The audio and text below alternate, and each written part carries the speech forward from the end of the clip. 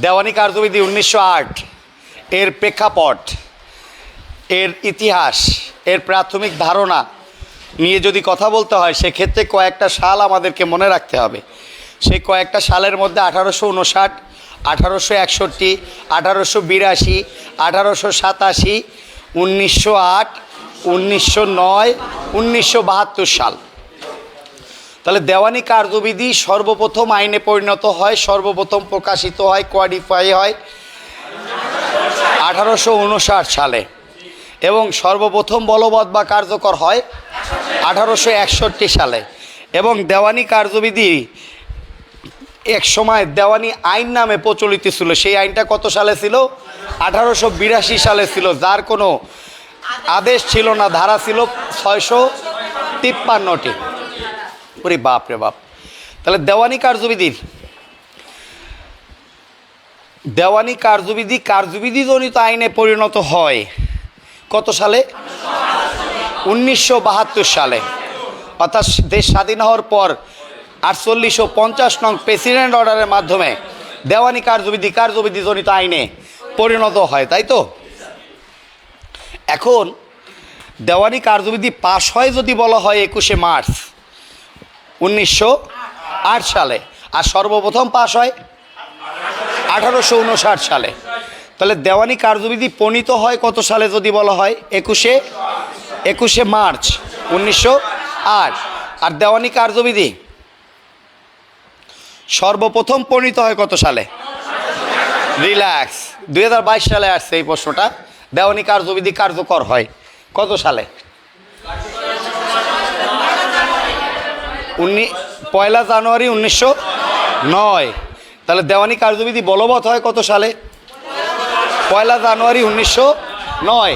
দেওয়ানি কার্যবিধি সর্বপ্রথম বলবৎ হয় কত সালে? 1861 সালে। রিল্যাক্স, সর্বপ্রথম থাকলে ধারাটা সংখ্যাটা চেঞ্জ হয়ে যায়, তাই তো? তাহলে দেওয়ানি কার্যবিধি দুইটি মৌলিক খণ্ডে বিভক্ত। আমাকে শুনতে পাচ্ছেন কিনা জানাবেন, কে কোথা থেকে দেখছেন জানাবেন, এবং লাইভটি শেয়ার করে নিজের ওয়ালে রাখবেন।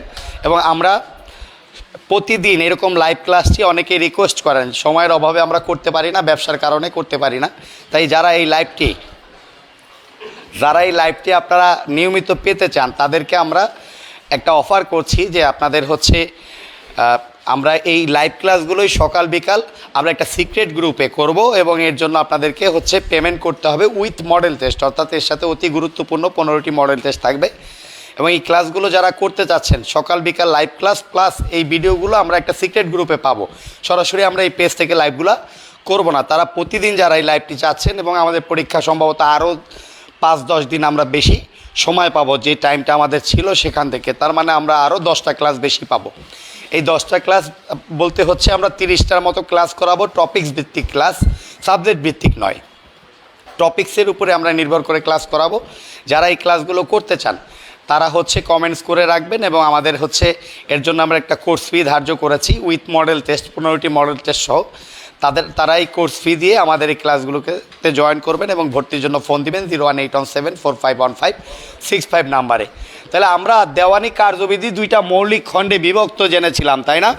তাহলে দেওয়ানি কার্যবিধি দুইটি মৌলিক খণ্ডে বিভক্ত, একটা হচ্ছে ধারা আর একটা হচ্ছে আদেশ। তাহলে ধারা আছে কতটি দেওয়ানি কার্যবিধিতে? 158টি। আর আদেশ আছে কতটি? 51টি আদেশ আছে, মনে আছে আমাদের? তাহলে ধারাগুলো পরিবর্তন করতে পারবে কে? সেকশনগুলো পরিবর্তন করতে পারবে কে?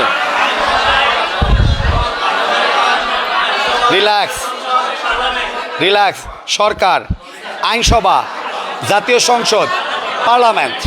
তার মানে এই 4টা যদি অপশনে একসাথে থাকে সরকার গ্রহণযোগ্য হবে, আর একটার অনুপস্থিতি অন্য একটি গ্রহণযোগ্য হবে। অর্থাৎ সরকার না থাকলে আইনসভা হবে, আইনসভা না থাকলে জাতীয় সংসদ হবে, এই তিনটা না থাকলে পার্লামেন্ট হবে।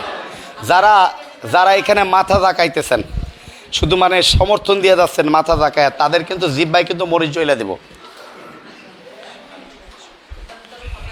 মানে মাথা জাকাইতেছেন যারা, তাদের কিন্তু খবর আছে। তাহলে আদেশগুলো পরিবর্তন করতে পারে high court oblique supreme court. High court এবং সুপ্রিম কোর্ট যদি একত্রে থাকে দাগাবো কোনটা? হাইকোর্ট, কারণ আদি এখতিয়ার হাইকোর্টের আছে আদেশগুলো পরিবর্তন করার, তাই তো? আচ্ছা, তাহলে দেওয়ানি কার্যবিধি কার্যবিধিজনিত আইনে পরিণত হয় কত সালে? 1972 সালে 48 ও 50 নং প্রেসিডেন্ট অর্ডারের মাধ্যমে, তাই না? আচ্ছা, এখন আবার কিছু পাবলিক আছে নতুন একটা তথ্য শুনলেই মনে হয় এইটা আইবে, এইটা না আসার সম্ভাবনা বেশি।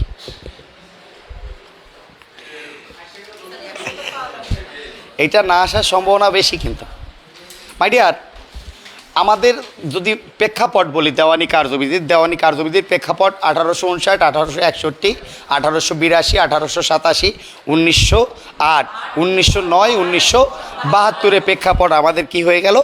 শেষ হয়ে গেল।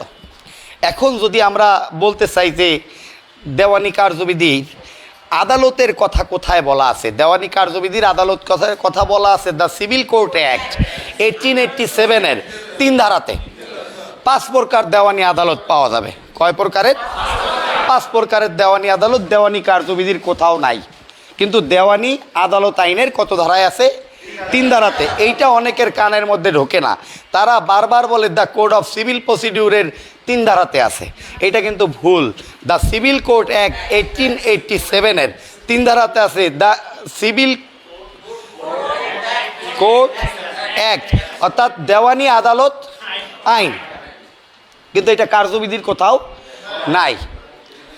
ভালোই, তাহলে 2 ধারাতে সংজ্ঞাসমূহের কথা বলা আছে। কত ধারাতে? 2 ধারাতে। তাহলে 2 ধারাতে যে সংজ্ঞাসমূহ বলা আছে, প্রথমেই বলছি যে এই মুহূর্তে আপনাদের জাহিরি করার কোনো সুযোগ নাই। এখানে যা হবে বাতেনি, যা হবে কি বাতেনি, অর্থাৎ আসলেও আসতে পারে, না আসতে পারে, কিন্তু অতি গুরুত্বপূর্ণ জায়গাগুলো ভালো করে পড়ে নিতে হবে, কারণ এখন আর সব পড়ার মতো জায়গা আমাদের নাই। তাহলে অতি গুরুত্বপূর্ণ 2 ধারাতে যে সংজ্ঞাগুলো আছে 2-1, 2-2, 2-9, 2-14, 2-18, এই জায়গা থেকে একটা প্রশ্ন আসবে বলে আমরা বিশ্বাস করি। তাহলে 2-1-এ কোর্ট, 2-2-এ ডিক্রি, 2-9-এ রায়, 2-14 আদেশ, 2-18-তে রুলস বা বিধিসমূহ আছে। তাহলে কোর্ট বা নিয়মসমূহ, তাই তো? তাহলে নিয়মসমূহকে কোর্ট বলে 2-1। আর আদেশ এবং ডিক্রির মধ্যে আমি পার্থক্য করেছি, একটা হচ্ছে চূড়ান্ত সিদ্ধান্ত আর যে কোনো সিদ্ধান্ত। তাহলে আদেশ হলো আদালতের আনুষ্ঠানিক সিদ্ধান্ত বা যে কোনো সিদ্ধান্তকে আদেশ বলে, আর আদালতের আনুষ্ঠানিক সিদ্ধান্ত যা পক্ষসমূহের অধিকারকে চূড়ান্তভাবে নির্ধারণ করে তাকে ডিক্রি বলে। তাহলে আদালতের আনুষ্ঠানিক চূড়ান্ত সিদ্ধান্তের নাম কি? আর আদালতের আনুষ্ঠানিক যে কোনো সিদ্ধান্তের নাম কি? রিল্যাক্স। তার মানে যখন আর্জির মাধ্যমে আপনি একটা মামলা করবেন, এই মামলার ফলাফল হবে ডিক্রি। আর যখন একটা দরখাস্ত আপনি দেবেন, তা মঞ্জুর হোক আর না মঞ্জুর হোক, তখন এর বিরুদ্ধে কি করব আমরা? আদেশ যাব, তাই তো? আদালত সিদ্ধান্ত দিলে মঞ্জুর করলেও হবে কি? আদেশ, আর না মঞ্জুর হলে করবে আদেশ। রিল্যাক্স। তাহলে আর্জির পরিপ্রেক্ষিতে কি পাবেন? ডিক্রি। আর দরখাস্তের পরিপ্রেক্ষিতে কত? তাহলে ডিক্রি আছে কততে? 2-2-এ আছে। আর আদেশ আছে কততে? 2-14-তে। তাহলে 2-1-এ কোর্ট, 2-2-এ ডিক্রি। এখন এইখানে বলছে ডিক্রি 2 প্রকার। ডিক্রি কত প্রকার? 2 প্রকার। একটা আংশিক বা প্রাথমিক ডিক্রি, আর 2 চূড়ান্ত ডিক্রি বা ফাইনাল ডিক্রি। খেলা হবে।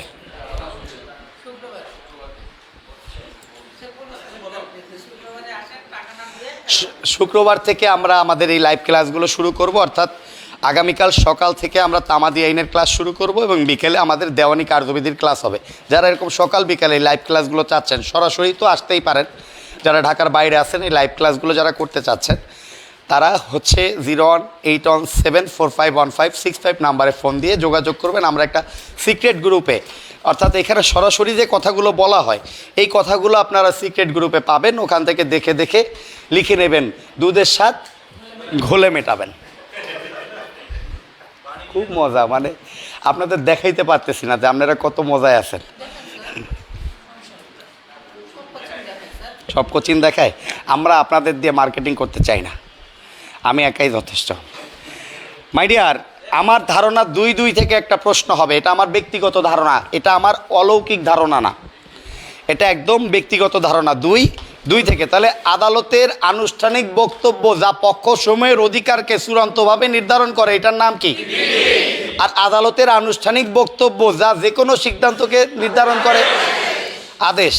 আর যে সিদ্ধান্তের উপরে যুক্তিতর্কের উপরে ভিত্তি করে ডিক্রি প্রদান করা হয় তাকে কি বলে? রায় বা জাজমেন্ট বলে। জাজমেন্ট কত ধারাতে আছে? এইটুক জায়গা থেকেও একটা প্রশ্ন আসতে পারে, কারণ বিগত সালে জুডিশিয়ারি থেকে শুধু সংজ্ঞাটা তুইলা দিয়ে জিজ্ঞাসা কত ধারায় আছে, সংজ্ঞাটা তুইলা দিয়ে জিজ্ঞেস করছে কত ধারায় আছে। একটা বিশাল ব্যাপার না এটা? একটা ব্যাপারের সাথে আর একটা স্যাপারও জড়িত আছে, আনুষ্ঠানিক সিদ্ধান্ত। দুইটার মধ্যেই কি আছে বলেন? আনুষ্ঠানিক সিদ্ধান্ত। তাহলে পক্ষসমূহের অধিকারকে চূড়ান্তভাবে নির্ধারণ করবে কি? ডিক্রি। আর যে কোনো সিদ্ধান্ত দিবে, দুইটার মধ্যেই কি একটা স্যাপার আছে, আনুষ্ঠানিক সিদ্ধান্ত আছে, তাই তো? রিল্যাক্স। ডিক্রি কত প্রকার? কি কি? আংশিক বা প্রাথমিক আর চূড়ান্ত। তাহলে একটা কথা বলছিলাম যে চূড়ান্ত ডিক্রির বিরুদ্ধে কি আপিল করা যাবে? যাবে। চূড়ান্ত ডিক্রির বিরুদ্ধে আপিল করা যাবে। প্রাথমিক ডিক্রির বিরুদ্ধে কি আপিল করা যাবে? যাবে। দুইটার বিরুদ্ধেই আপিল করা যাবে, কিন্তু প্রাথমিক ডিক্রির বিরুদ্ধে আপিল না করা হলে ওই বিষয় নিয়ে চূড়ান্ত ডিক্রির বিরুদ্ধে আপিল করা যাবে না। বাটোয়ারার মামলায় ডিক্রি হয় কয়টা? দুইটা। কি কি? প্রাথমিক ডিক্রি এবং চূড়ান্ত ডিক্রি। বাটোয়ারার মামলা কত ধারায় আছে বলতে পারবেন কেউ? 54 ধারায় আছে। আরে বাপ রে বাপ, কি একটা স্মার্ট, কি মানে কি নান্দনিক, তাত্ত্বিক, আধ্যাত্মিক। 54। আরে বাপ রে বাপ। 54 ধারা থেকে একটা প্রশ্ন হবেই, কোন আইনের জানি না। 154 থেকেও একটা প্রশ্ন হবে, কোন আইনের জানি না। আমি জানি না কোন আইনের। 54 থেকেও একটা প্রশ্ন হবে, আবার 154 থেকেও একটা প্রশ্ন হবে, কিন্তু কোন আইনের আমি এটা ভালো করে জানি না। 54 সব জায়গায় গুরুত্ব আছে, 154 কি গুরুত্ব ছাড়া? আরে বাপ রে বাপ। রিল্যাক্স। তিনটা বিষয় ডিক্রির সমতুল্য বা ডিক্রি বলে গণ্য হয়, তাই তো? কয়টা বিষয়? তিনটা। তাহলে খারিজ আদেশ, খারিজ আদেশ ডিক্রির সমতুল্য। খারিজ আদেশ কিসের সমতুল্য? তাহলে আরজি খারিজ কিসের সমতুল্য? মামলা খারিজ কিসের সমতুল্য? আরজি খারিজের আদেশ একটি কি? ডিক্রি। মামলা খারিজের আদেশ একটি কি? ডিক্রি। ছোট্ট একটা কথা মাথায় রাখতে হবে যে সকল খারিজ ডিক্রি নয়, সকল খারিজ ডিক্রি নয়। খারিজ দেখেই একটা টেকনিক শিখাই দিয়েছে স্যার, খারিজ দেখলেই ডিক্রির উপরে ঝাঁপায় পড়বেন, তার কিন্তু সুযোগ নাই। বাদীর ত্রুটির কারণে খারিজ আদেশ ডিক্রির সমতুল্য হতে পারে না। বাদীর ত্রুটির কারণে খারিজ আদেশ ডিক্রির সমতুল্য হতে পারে না। নালিশ খারিজ ডিক্রির সমতুল্য হতে পারে না, কারণ ফৌজদারি টার্ম এটা। ফৌজদারি মামলা খারিজ ডিক্রির সমতুল্য হইতে পারে না, কিন্তু আরজি খারিজ কিসের সমতুল্য? রিল্যাক্স, খুবই ভালো। প্রত্যাপনের আদেশ কিসের সমতুল্য? ডিক্রির সমতুল্য। প্রত্যাপন একটি, আরজি খারিজ একটি, মামলা খারিজ একটি, নালিশ খারিজ একটি, ডিক্রি নয়। রিল্যাক্স। তো ভালো, না বললে আরও ভালো, ভুলে গেলে ভালো, না বললে আরও ভালো। কিন্তু এইগুলা থেকে যে প্রশ্ন হয়, এই জন্য কি আপনার ওই যে 100% গ্যারান্টিতে পড়ানোর দরকার আছে, নাকি পুরনো প্রশ্ন ধরলেই বুঝতে পারেন? এর জন্য কি কোনো গ্যারান্টি দরকার আছে, নাকি ব্রেন ওয়াশ ছাড়া আপনাদের মাথায় কিছু ঢোকে না? এরপর সার্ফ এক্সেল দেবো মাথার মধ্যে, তারপরে হলো হারপিক।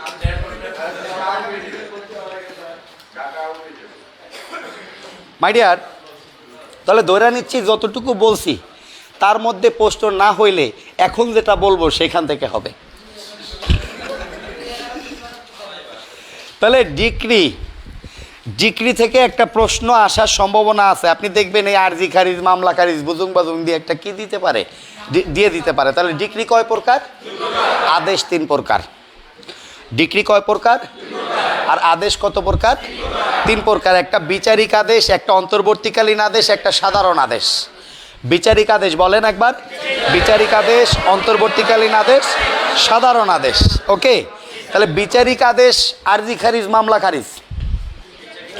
বিচারিক আদেশ কি বলেন? আরজি খারিজ, মামলা খারিজ। আরজি খারিজ একটি বিচারিক আদেশ, মামলা খারিজ একটি বিচারিক আদেশ। আমি বুঝাইতে পারছি? আর বাদীর ত্রুটির কারণে যে খারিজ আদেশ হয় তা কিন্তু বিচারিক আদেশ নয়। বাদীর ত্রুটির কারণে যে খারিজ আদেশ হয় তা কিন্তু বিচারিক আদেশ নয়। তাহলে আরজি খারিজ একটি বিচারিক আদেশ বিধায় এর বিরুদ্ধে আপিল করতে হবে। আরজি খারিজ একটি বিচারিক আদেশ বিধায় এর বিরুদ্ধে কি করতে হবে? আপিল করতে হবে। মামলা খারিজ একটি বিচারিক আদেশ বিধায় এর বিরুদ্ধে কি করতে হবে? আপিল করতে হবে। আমি কি বুঝাইতে পারতেছি? তাহলে বিচারিক আদেশের বিরুদ্ধে আপিল। ওকে, তাহলে বিচারিক আদেশ কয়টা পাইছি আমরা? দুইটা পাইছি। দুইটা পাইছি। একটা পাইছি কি বলেন? আরজি খারিজ, মামলা খারিজ। আর একটা প্রত্যার্পণ দরকার আমাদের। প্রত্যার্পণও একটা বিচারিক আদেশ। প্রত্যার্পণের আদেশে একটা কি আদেশ? বিচারিক আদেশ। তাহলে বিচারিক আদেশ কয়টা পাইছি? তিনটা। আরজি খারিজ, মামলা খারিজ, প্রত্যার্পণ। তাহলে এর বিরুদ্ধে করণীয় কি? আপিল। ওকে, তাহলে আরজি খারিজ একটি আদেশ না ডিক্রি? আরজি খারিজের আদেশ একটি কি? মামলা খারিজের আদেশ একটি কি? প্রত্যার্পণের আদেশ একটি কি? প্রত্যার্পণের আদেশ কিসের সমতুল্য? আরজি খারিজ আদেশে কিসের সমতুল্য? মামলা খারিজের আদেশ কিসের সমতুল্য? এর বিরুদ্ধে করণীয় কি? রিল্যাক্স। তাহলে বিচার বিভাগে আদেশ তো পাওয়া গেছে, বিচার বিভাগীয় আদেশ পেয়ে গেছি হবে। আচ্ছা, ঠিক আছে, পাইয়ে গেছি না? এবার হলো অন্তর্বর্তীকালীন। অন্তরের মধ্যে যে আদেশ নিহিত থাকে তাকে কি বলে? এরকম কিছু না, এরকম কিছু না। তার মানে দেখা যাচ্ছে কিছু কিছু আদেশের বিরুদ্ধে রিভিশন চলে না। ন্যাচারালি সব আদেশের বিরুদ্ধেই রিভিশন করতে হয়। কিছু কিছু আদেশের বিরুদ্ধে রিভিশন চলে না। এই সকল আদেশকে অন্তর্বর্তীকালীন আদেশ বলা হবে। অর্থাৎ এই আদেশের বিরুদ্ধে আপিল করতে হবে, মিস আপিল করতে হবে। 104 ধারার ক্ষমতা বলে। অর্থাৎ কিছু কিছু আদেশের বিরুদ্ধে কি চলে না? রিভিশন চলে না। ন্যাচারালি মাথায় রাখতে হবে সকল আদেশের বিরুদ্ধে রিভিশন, কিন্তু বিচার বিভাগীয় আদেশ আর অন্তর্বর্তীকালীন আদেশের বিরুদ্ধে রিভিশন চলে না। এইগুলার ভিতরে কি করবেন? তাহলে যদি জিজ্ঞেস করে আদেশের বিরুদ্ধে করণীয় কি? রিভিশন। আর যদি জিজ্ঞেস করে অন্তর্বর্তীকালীন আদেশের বিরুদ্ধে করণীয় কি? Miss appeal. যদি জিজ্ঞেস করে বিচার বিভাগীয় আদেশের বিরুদ্ধে করণীয় কি? যদি জিজ্ঞেস করে সাধারণ আদেশের বিরুদ্ধে করণীয় কি? রিভিশন। আমি কি বুঝাইতে পারতেছি? মাথা কি ধরে গেছে না? ঠিক আছে, ধরলে আরেকজনকে দিয়ে সারায় নেন। পাশের লোক আছে না, নিশ্চিত পাশে বসার গ্যারান্টি দিতে পারি একমাত্র আমরাই। আমাদের যদি চেয়ার না থাকে আমরা নিচে বসারও ব্যবস্থা করতে পারি।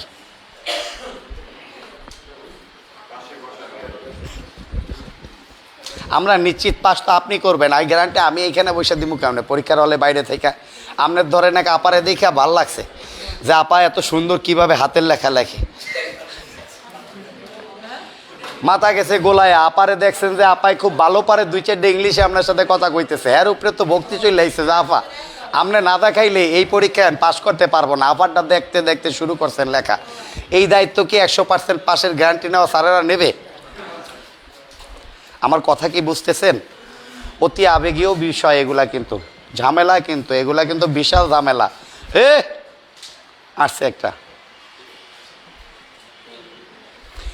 সাধারণ আদেশ, রিভিশন, বিচারিক আদেশ, আপিল, অন্তর্বর্তীকালীন আদেশ। Relax relax relax. আমি যেটা বুঝাইতে চাইতেছি এখন সেই জায়গায় যাই। তাহলে আদেশের ধারা কত?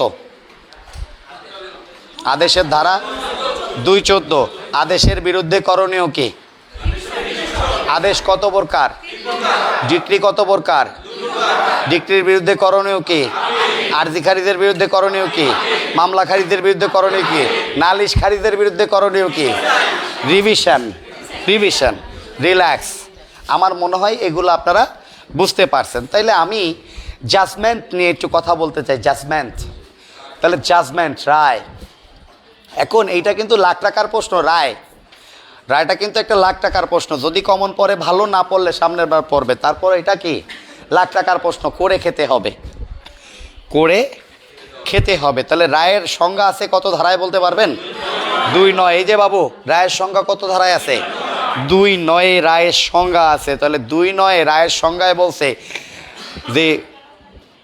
যে যুক্তিতর্কের মাথায় পাড়া দিয়া ডিক্রি দেওয়া হয়, অর্থাৎ যে যুক্তিতর্কের উপরে ভিত্তি করে ডিক্রি প্রদান করা হচ্ছে, যে যুক্তিতর্কের উপরে আপনার দাঁড়াইয়া ডিক্রি দেওয়া হচ্ছে তাকে জাজমেন্ট বা রায় বলে।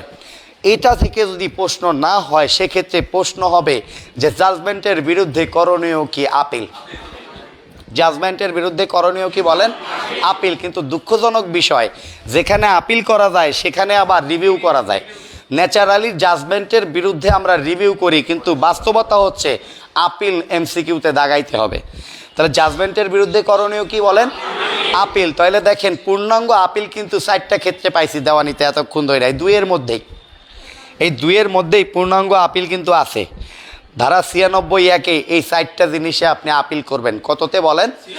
96(1). তাইলে আমরা কি এই 96(1)-এ হচ্ছে আপনার আপিল করবেন কয়টা বিষয়ে?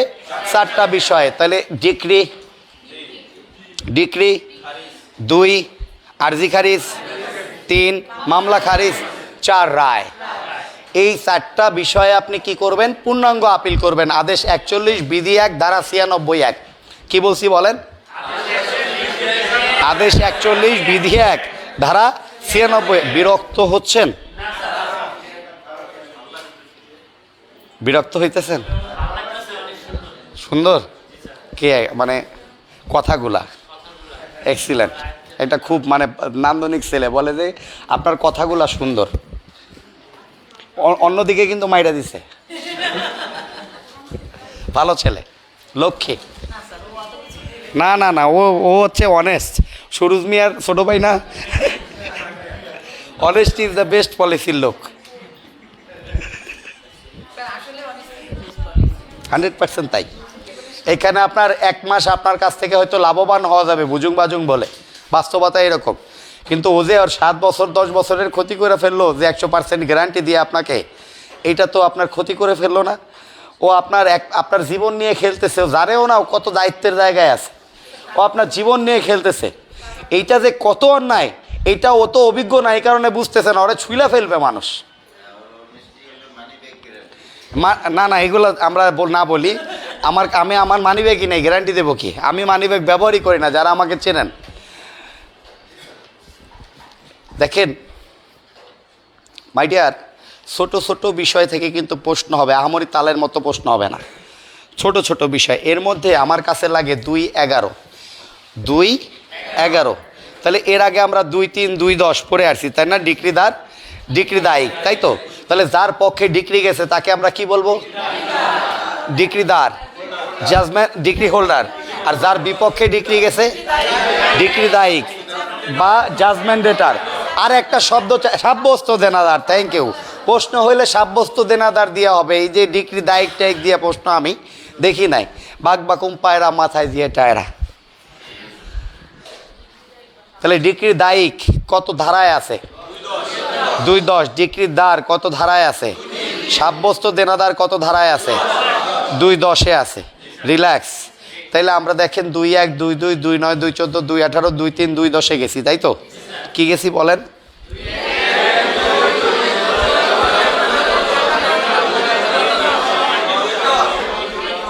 যারা দেওয়ানি নিয়ে খুব সমস্যায় আছেন, যারা দেওয়ানি নিয়ে অনেক বেশি সমস্যায় আছেন, তাদেরকে বলতেছি এর মধ্যে একটা প্রশ্ন হয়ে যাবে।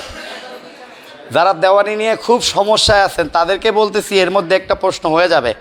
এবং গতবার যেহেতু দেওয়ানির প্রাথমিক আলোচনা থেকে প্রশ্ন হয়েছে, এবার আশা করি দণ্ডবিধির প্রাথমিক আলোচনা থেকে একটা প্রশ্ন হইতে পারে। গতবার যেহেতু হয়ে গেছে, আর দণ্ডবিধির প্রাথমিক আলোচনা থেকে কিন্তু 3বার কোশ্চেন আছে। তার মানে যদি দণ্ডবিধির প্রাথমিক আলোচনা থেকে কোশ্চেন না হয়, সেক্ষেত্রে মনে হয় ওটার সাইডে দেওয়াই ভালো। এরকম একটা ব্যাপার। প্রশ্ন কিন্তু এই 2 ধারার মধ্যে হবেই, না হইলে একটা মানসম্মত প্রশ্ন হইতে পারে না। আমি কি বুঝাইতে পারতেছি যারা অন্ধকারের মধ্যে আছেন? ভালো, এটা লাইট জ্বালান যায় না? কালকে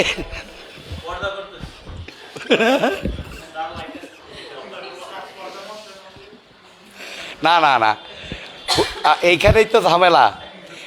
এরা ফতোয়া খোঁজে অন্য জায়গায়, ঠিক আছে? ওদিকে বোনের হক নষ্ট করে ফেলছে। বোনের জমি দেওয়া ফরজ, এটা অনেক হুজুরি মানতে চায় না।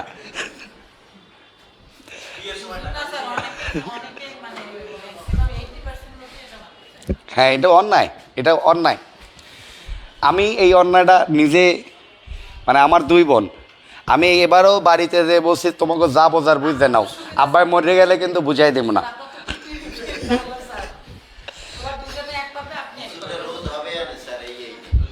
7 বছরের জেল। হ্যাঁ 7 বছর। না না, আমিও বলছি যে সম্পত্তি নিয়ে এখন কিন্তু নতুন ভূমি আইনে পাওয়ার অফ অ্যাটর্নি বাতিল হয়ে গেছে। বাংলাদেশে থাকা অবস্থায় আপনি পাওয়ার অফ অ্যাটর্নি দিতে পারবেন না। বিদেশে যদি থাকেন সেক্ষেত্রে পাওয়ার অফ অ্যাটর্নি দিতে পারবেন, কারণ পাওয়ার নিয়ে আপনার জোর আছে, আপনি আরেকজনের জমিতে যায় ডিস্টার্ব করেন, সেইটা কিন্তু হইতে দেবে না। নতুন ভূমি আইন অনুযায়ী কিন্তু পূর্বের সকল রেকর্ড বাতিল হয়ে গেছে। দলিল যার, জমি তার, অর্থাৎ পূর্বের যে যত টাকা পয়সা দিয়ে রেকর্ড করছেন, 10,000 নিলেই হয়েছে, রেকর্ডটা আপনার নামে করাই দিছে, সেইগুলা কিন্তু বাতিল হয়ে যাবে। পূর্বের সকল রেকর্ড কিন্তু বাতিল হয়ে গেছে। ভূমি ব্যবস্থাপনা আইনে কিন্তু সর্বোচ্চ জেল করছে 7 বছরের, এবং এই 7 বছরের জেল কিন্তু আপনাকে এর সাথে জরিমানা আছে, অর্থদণ্ড আছে, অনেক ধরনের রুলস আছে। তাই অপরের জমি না খাওয়াই ভালো। দলিল যার, জমি তার, নিজের দলিল সহিভাবে নিজে বুঝা নেন। এবং এটা হচ্ছে আমার মনে হয় যে যারা রেকর্ড মূল্যে মালিক, এদের কিন্তু এখন খবর আছে এই রেকর্ড মূল্যে জমির মালিক হওয়া সম্ভব না। অন্য জায়গায় চলে গেছি, এইটা আমাদের টপিকস না। আমাদের টপিকস হচ্ছে বিচারক আছে কত ধারায়? 2-8 প্রিজাইডিং অফিসার কাকে বলে? বিচারককে, আদালতের সভাপতিত্বকারী ব্যক্তিকে, অর্থাৎ যিনি আদালতের সভাপতিত্বকারী ব্যক্তি তিনিই হবেন প্রিজাইডিং অফিসার বা জজ। জজ হবেন, তাই না? আচ্ছা, তাহলে একজন সরকারি উকিল আছেন কত ধারায়? 2-7 সরকারি উকিল বা জিপি বা গভর্নমেন্ট প্লিডার আছে। সরকার পক্ষে যিনি মামলা পরিচালনা করার অধিকারী ব্যক্তি তাকে কি বলে? জিপি বলে, তাই না? পিপি কাকে বলে বলেন? Public prosecutor. সরকার পক্ষে যিনি ফৌজদারি মামলা পরিচালনা করেন তাকে পিপি বা পাবলিক প্রসিকিউটর বলে। আমি কি বুঝাইতে পারতেছি? যারা লাইভটি দেখছেন তারা লাইভটি শেয়ার করে দিবেন, এবং কে কোথা থেকে দেখছেন জানাবেন। অনলাইন এবং অফলাইনে ক্লাস করার জন্য ফোন দিন লার্নেড ল একাডেমি 01817451565 নাম্বারে। যে কমেন্টসটি আমাদের সুলেমান করেছেন, অনেক ধন্যবাদ। আছে, ও সারাদিনই ক্লাস করে, অনলাইন ক্লাসগুলো রেকর্ড করতে হয়। Relax my dear. তাহলে 2-8, 2-7, 2-15, তাহলে বিচারক, প্লিডার, গভর্নমেন্ট প্লিডার। তাহলে প্লিডার কে? প্লিডার উকিল। দেওয়ানিতে কিন্তু অ্যাডভোকেট নাই, দেওয়ানিতে কি? প্লিডার। দেওয়ানি মামলা উকিল ছাড়া দায়ের করা যাবে না। দেওয়ানি মামলায় অবশ্যই একজন উকিল থাকতে হবে, প্লিডার ছাড়া দেওয়ানি মামলা হয় না। তার মানে স্বীকৃত প্রতিনিধি নিয়ে মামলা দায়ের করতে হবে। তাহলে এই প্লিডার বা উকিলের কথা বলা আছে 2-15-তে, তাই তো? রিল্যাক্স। কেবলমাত্র আমরা ভাব নিয়ে আসলাম পড়ার। এখন পড়ার কি নিয়ে আসলাম? ভাব। ভাব আছে যার গায়ে, দেখলে তারে চেনা যায়। এই সারাদিন 100% পাশের গ্যারান্টি দিয়া যারা আপনাদের ব্রেন ওয়াশ করতেছে তাদেরকে ধন্যবাদ, যে আমি এটা পারলাম না। এত পড়ানোর পরেও আপনাদের কেন ব্রেন ওয়াশ হয় না? এরপর সোডা নিয়ে আসবো আপনার। আমি বারবার বলতেছি সব বান্ধেন। এখন নতুন কোনো শীট, নতুন কোনো বই এখন আর পড়ার টাইম নাই। 2টা বই বলছি না, লিগাম এবং কি বলেছি, সাবলী লাইন।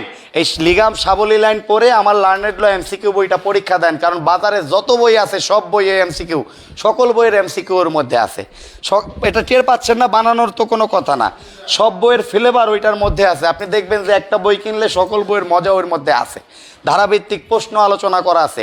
আপনি শুধু পরীক্ষা দেন এবং গুরুত্বপূর্ণ টপিকস যেগুলো এখন বলতেছি এই টপিকসগুলোর উপরে পরীক্ষা দেন, তাহলে পড়া কি কমে গেল না? ইনশাল্লাহ আমার মনে হয় যে ওইগুলা পড়তে থাকেন, আর বাড়তি কোনো কিছুতে টাচ দিয়েন না, বাড়তি কোনো কিছু পড়েন না। বইপত্র বস্তায় বানতে বলছি, কিন্তু নতুন কারো শিট নোট বস্তায় বানতে বলছি। আমার আগের সাবেক পিডিএফ, আমার আগের খাতাপত্র সব বস্তায় বাঁধেন। আমি কি বুঝাইতে পারছি কথা? সব বস্তায় বাঁধা, শুধু ওই যে এইটার সাথে ওইটা মিলায়েন না। অ্যাপস ডিলিট করে দিবেন আজকে থেকে, মোবাইল থেকে অ্যাপস তো ডিলিট করে দিবেন। আমি কি বুঝাইতে পারতেছি কথা? ডাইরেক্ট যতটুকু পড়তে বলতেছি 1 মাস পরেন পাস করে যাবেন। এবং আমি কিন্তু পরীক্ষার পরের দিন বলছি না সবার ফোন ধরবো, সবার সাথে আমার কথা হবে, এবং পরীক্ষার পরের দিন বা 2-3 দিন আমি ফোন ধরি। এটা অনেকেই, এই যে আপা আছে তার ফোন মনে হয় পরীক্ষার পরের দিন ধরছি আমি পরীক্ষা। হ্যাঁ, অনেকে ফোন বন্ধ করে রাখে। এই যারা 100% পাস, 200% পাস দিয়ে থাকে, প্রতি বছরই এরকম লোক থাকে, ফোন বন্ধ করে ফেলে। আমি অন্তত আশা করি যে আপনাদের ব্রেন ওয়াশ করার মতো কিছু দেই নাই। পড়লে পাস, না পড়লে ফেল। পরীক্ষার হলে যাবেন আপনি, আমি যাব না।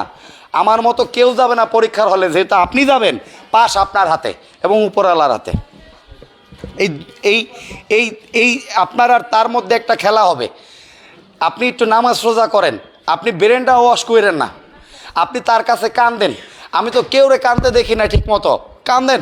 পরীক্ষার আগে একটু কান্নাকাটি ভালো, পরীক্ষার আগে তার সাথে একটা ভালো রিলেশন বিল্ড আপ করেন, দেখবেন যে ইহকাল পরকাল উভয়কালই শান্তি পাবেন। একটা রিলেশন বিল্ড আপ করেন তার সাথে, উপরে একটু কথা বলেন, আছে না কথা বলার মতো? এখন যদি বলেন আমি কি উপরে তাকায় বলবো, না বাবা ভিতরে তাকায় বলেন, কলবে নেন, অন্তরে নেন। কারণ সে এমন কোনো জায়গা নাই যে নাই, হয়তো আমাদের ক্লাসরুমেও আছে বা অন্য কোনো জায়গায় আছে, সকল জায়গায় বিরাজমান না। মনটাকে একটু ফ্রেশ করেন মাই ডিয়ার, এবং দুশ্চিন্তা দূর করেন। অমুক তমুক এই সেই, এখন কয় আপনারা 100% পাস করাবে, বিলিভ করেন এটা সম্ভব না আপনি না চাইলে। আপনি গ্যারান্টি দেন আপনি পাস করবেন, আমিও একটা গ্যারান্টি দিচ্ছি, আপনি গ্যারান্টি দেন। আবার কিছু কিছু আছে তো আপনার সিস্টেমেটিক্যালি সে গ্যারান্টিও দিতে পারে আমার মতো, কারণ 2-4টা ভিডিও দেখছে, আমার কাছে পড়ছে, সে চিন্তা করে এটা ব্যক্তিগত যোগ্যতার উপরে যে চুক্তি নির্ভর করে সে চুক্তি বাস্তবায়নযোগ্য নয়, তাহলে স্টেটমেন্ট সাইন করে দেই। যে চুক্তি ব্যক্তিগত যোগ্যতার উপরে নির্ভর করে সে চুক্তি বাস্তবায়নযোগ্য নয়, আসলে স্টেটমেন্ট সাইন করে দেই। আমি এদেরকে আঘাত করে এই কারণে কথা বলতেছি আপনাদের বাঁচাইতে। 400-500 লোক নিয়ে ফেল করছে, 400-500 লোকের ভাগ্য নষ্ট করে ফেলছে। গতবারও আছে, তারা কেন কথা বলে না? গতবার দেখছি অমুক স্যার ভালো, তমুক স্যার ভালো, এরা কেউ পাস করে নাই, কিন্তু সে আরেকজনকে নিজের সাথে নিজে জড়াই নিয়ে আরেকজনকে ফেল করাইছে, তারা কেউ কথা বলে না। অন্যায় সহ্য করাটাও অন্যায়। আমি যেটা দেখতেছি মিথ্যা বলতেছে সেটার প্রতিবাদ করা উচিত, নাইলে অন্যায় হচ্ছে। বেশি এক্সাইটেড হয়ে যাচ্ছি, তাহলে 2-11-তে যাই, ঠিক আছে? 2-11 বৈধ প্রতিনিধি শুধু না, লিগ্যাল রিপ্রেজেন্টেটিভ। বলছি যে দেওয়ানি কিন্তু ভোগাবে, গতবার 22 সালে ভোগাইছে, ইংরেজি তুলে দিছে, জানা জিনিস কি হয়ে গেছে, অজানা হয়ে গেছে। তার মানে এখন টুকটাক ইংরেজি নিয়ে যাইতে হবে এখানে। তাহলে লিগ্যাল রিপ্রেজেন্টেটিভ, তাই না? তাহলে লিগ্যাল রিপ্রেজেন্টেটিভ বৈধ প্রতিনিধি আছে 50 ধারায়। বৈধ প্রতিনিধি কত ধারায় আছে? আর সংজ্ঞা আছে 2-11 ধারাতে। সংজ্ঞা আছে কত ধারায়? 2-11 ধারাতে। আমি কি বুঝাইতে পারতেছি? শিওর বুঝাইতে পারতেছি? আচ্ছা, তাহলে 2-11-তে বৈধ প্রতিনিধির সংজ্ঞা, 50 ধারায় বৈধ প্রতিনিধি আছে। তামাদি আইনের 22 ধারাতেও তো হচ্ছে প্রতিনিধি আছে, স্থলবশিক্তকরণ আছে, তাই না?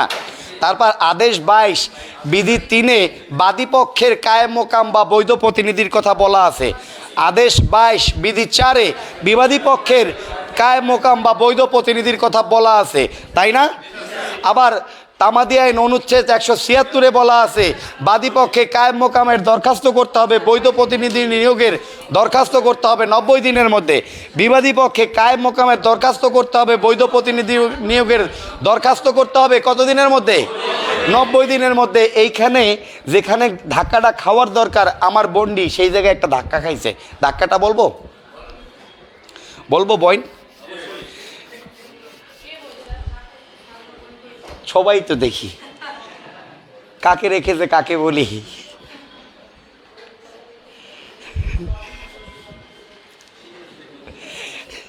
কি আধ্যাত্মিক প্রশ্ন করে বাচ্চারা, আপনাদের আল্লাহ বাঁচায় রাখুক। মাই ডিয়ার, কথা হইছে বাদী পক্ষ বৈধ প্রতিনিধি নিয়োগ সময় মতো করে নাই, বিবাদী পক্ষ বৈধ প্রতিনিধি নিয়োগ সময় মতো করে নাই। তাহলে প্রশ্নটা হয়েছে কত আধ্যাত্মিক দেখেন। বৈধ প্রতিনিধি নিয়োগের কারণে মামলা খারিজের আবেদন, মামলা খারিজ হয়ে গেছে, উক্ত খারিজাদেশ রদ কত দিনের মধ্যে করবেন? 60 দিন। 60 দিন। প্রশ্নটা এখানে হয়েছে, প্রশ্নটা আপনাকে বৈধ প্রতিনিধি নিয়ে 90 দিনের মধ্যে ঢুকাইছে। দেখেন বলছে বৈধ প্রতিনিধির কারণে মামলা কি হয়ে গেছে? খারিজ হয়ে গেছে। উক্ত খারিজাদেশ রদ কত দিনের মধ্যে করবেন? 60 দিনের মধ্যে করবেন। এইখানে কিন্তু একটা প্রশ্ন হইতে পারে। তাহলে আমরা 90 দিনে তো যাই নাই। দেখেন আবারও বলতেছি, বৈধ প্রতিনিধি নিয়োগের কারণে আপনাকে কিন্তু 90 দিনে ঢুকাই দিল, তাই না? বৈধ প্রতিনিধি নিয়োগের কারণে মামলা খারিজ হয়ে গেছে। উক্ত খারিজাদেশ রদের আবেদন কত দিনের মধ্যে করবেন? 60 দিনের মধ্যে করবেন। 100% তাই না, ওখানে 30 দিন আছে। আমি পেঁচায়েন না, ওখানে 30 দিন আছে, এগুলো শেষ করে দিব দেওয়ানি যখন ধরছি। আচ্ছা, তার মানে মৃত ব্যক্তির প্রতিনিধিকে বৈধ প্রতিনিধি বলে, এই কথাটা কত ধারায় আছে? 2-11-তে আছে। মৃত ব্যক্তির প্রতিনিধিকে বৈধ প্রতিনিধি বলে, আর বৈধ প্রতিনিধির কথা বলা আছে কত ধারায়? 50 ধারায়। ডিক্রি জারি করার ক্ষেত্রে বৈধ প্রতিনিধির ক্ষমতা আছে কত ধারায়? 50 ধারায় আছে। বৈধ প্রতিনিধির নিয়োগ প্রক্রিয়াকে কায়েম মোকাম বলে। বাদী পক্ষে কায়েম মোকামের দরখাস্ত কত আদেশে করবেন? 22-3 করবেন। তামাদি আইনের কত অনুচ্ছেদ মতে কত দিনের মধ্যে করবেন? 176-90 দিনের মধ্যে করবেন। বিবাদী পক্ষে কায়েম মোকামের দরখাস্ত কত আদেশে করবেন? 22-4 করবেন। 177-90 দিনের মধ্যে। তামাদি আইনে কায়েম মোকামের কথা বা স্থলাভিষিক্তকরণের কথা বলা আছে ধারা 22-এ। তাইলে প্রতিনিধি, জীবিত ব্যক্তির প্রতিনিধি নিয়োগ প্রক্রিয়াকে বলে আমমোক্তারনামা। ম্যাঙ্গো পাওয়ার অফ অ্যাটর্নি। আচ্ছা, আমমোক্তারনামা হবে পাওয়ার অফ অ্যাটর্নি। ও আচ্ছা আচ্ছা আচ্ছা। আর মৃত ব্যক্তির প্রতিনিধির নাম কি? কায়েম মোকাম বা লিগাল রিপ্রেজেন্টেটিভ। রিল্যাক্স। দেখেন, এইটাও আমার কথা না। নাবালকের প্রতিনিধি খুঁজতেছি আমি। নাবালকের প্রতিনিধির নাম কি? Next friend. আসন্ন বন্ধু, পরম বন্ধু, পরবর্তী বন্ধু নয়। পরম বন্ধু, নিকটতম বন্ধু বলা যায় না? তুমি আমি ক্লোজ। তাহলে নাবালক বাদী পক্ষের প্রতিনিধি হচ্ছে নেক্সট ফ্রেন্ড, আর নাবালক বিবাদী পক্ষের প্রতিনিধির নাম কি? গার্ডিয়ান বা অভিভাবক।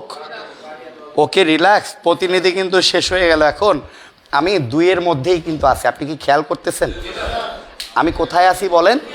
ধারা 2-এর মধ্যেই আছি। তাহলে 2-1, 2-2, 2-9, 2-14, 2-18, 2-3, 2-10, 2-8, 2-7, 2-15, তাই তো? 2-11, 12, 13। এখন লেখেন যে 2-11 যোগ, যারা লাইভটি দেখছেন তারা লাইভটি শেয়ার করে দিবেন। সালাউদ্দিন ভাই লাইভটি শেয়ার করে দিবেন। আরব আলী লাইভটি শেয়ার করে দেন, আমাদের গ্রুপে দিয়ে দেন। কি খাওয়ায় আরব? মানে আপনাদের ওই বাকিদের খাওয়ায় কি? যারা দেদারসে দেখে আমার 5-6টা গ্রুপেও তারা অন্যের লাইভ শেয়ার করে, খাওয়ায় কি বলেন তো একটু?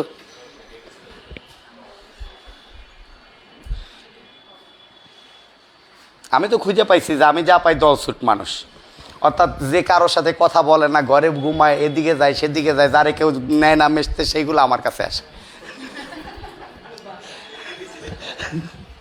বলে ভালো স্যার কে? ভালো স্টুডেন্ট যে হইতে হবে, ভালো স্যার মানে খুঁজতে গেলে এইটা পাই না। অদ্ভুত ব্যাপার।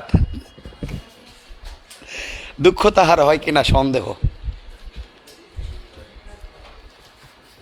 কত লিখছেন বলেন? 2-12 বলছি। 2-11 বাদ, 2-12, 2-12। অনেক ধন্যবাদ সুলেমান। 2-12 যোগ 144, 144, 144। ওকে, এইখান থেকে যদি ওই ফ্ল্যাট থেকে কোশ্চেন না হয় তাহলে এই ফ্ল্যাটে এসে কোশ্চেন হবে। আমি বুঝাইতে পারতেছি কথাটা? যদি ওই এতক্ষণ যা বলছি ওইখান থেকে কোশ্চেন না হয় তাহলে কিন্তু এইখান থেকে কোশ্চেন ধরবে। প্রশ্ন কিন্তু বুঝতে হবে যে কোথা থেকে কি হচ্ছে। আমি বারবার বলতেছি, এখন আমরা টপিকস ভিত্তিক পড়া পড়বো, এখন কিন্তু সাবজেক্ট ওয়াইজ পড়া কোনোভাবেই সম্ভব না। তাহলে 2-12-তে আছে মিন্স প্রফিট, মিসনি প্রফিট, কিন্তু উচ্চারণ হবে মিন্স, বানানো হবে মিসনি, MESNE, মিসনি প্রফিট বা মিন্স প্রফিট। বাংলা হচ্ছে অন্তর্বর্তীকালীন মুনাফা, মধ্যবর্তী মুনাফা। অন্তরকে ভর্তি করে যে মুনাফা দেওয়া হবে সেটা না। আরে ট্যালেন্ট, আগের মতো আর মাথা জাকায় না। খুব ভালো ছেলে, আগের চেয়ে অনেক ভালো হয়ে গেছে। না ঠিক আছে। হ্যাঁ। তাহলে কি বলেন? অন্তর্বর্তীকালীন মুনাফা বা মধ্যবর্তী মুনাফা বা মিসনি প্রফিট বা মিন্স প্রফিট। Relax relax. দেখেন এই একদম এক লাইনে বোঝার এইটা বিষয়, বেআইনিভাবে দখলদার ব্যক্তি কর্তৃক সুদসহ মুনাফাকে অন্তর্বর্তীকালীন মুনাফা বলে। কি বলেছি বলেন?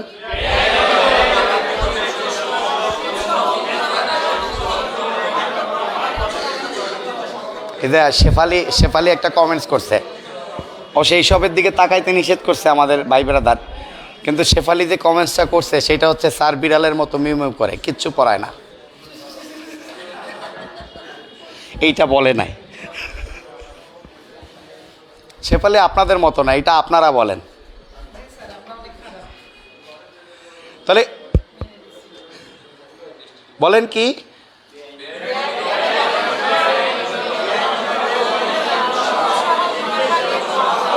বেআইনিভাবে দখলদার ব্যক্তি কর্তৃক সুদসহ মুনাফাকে অন্তর্বর্তীকালীন মুনাফা বলে। বেআইনিভাবে দখলদার ব্যক্তি কর্তৃক বলেন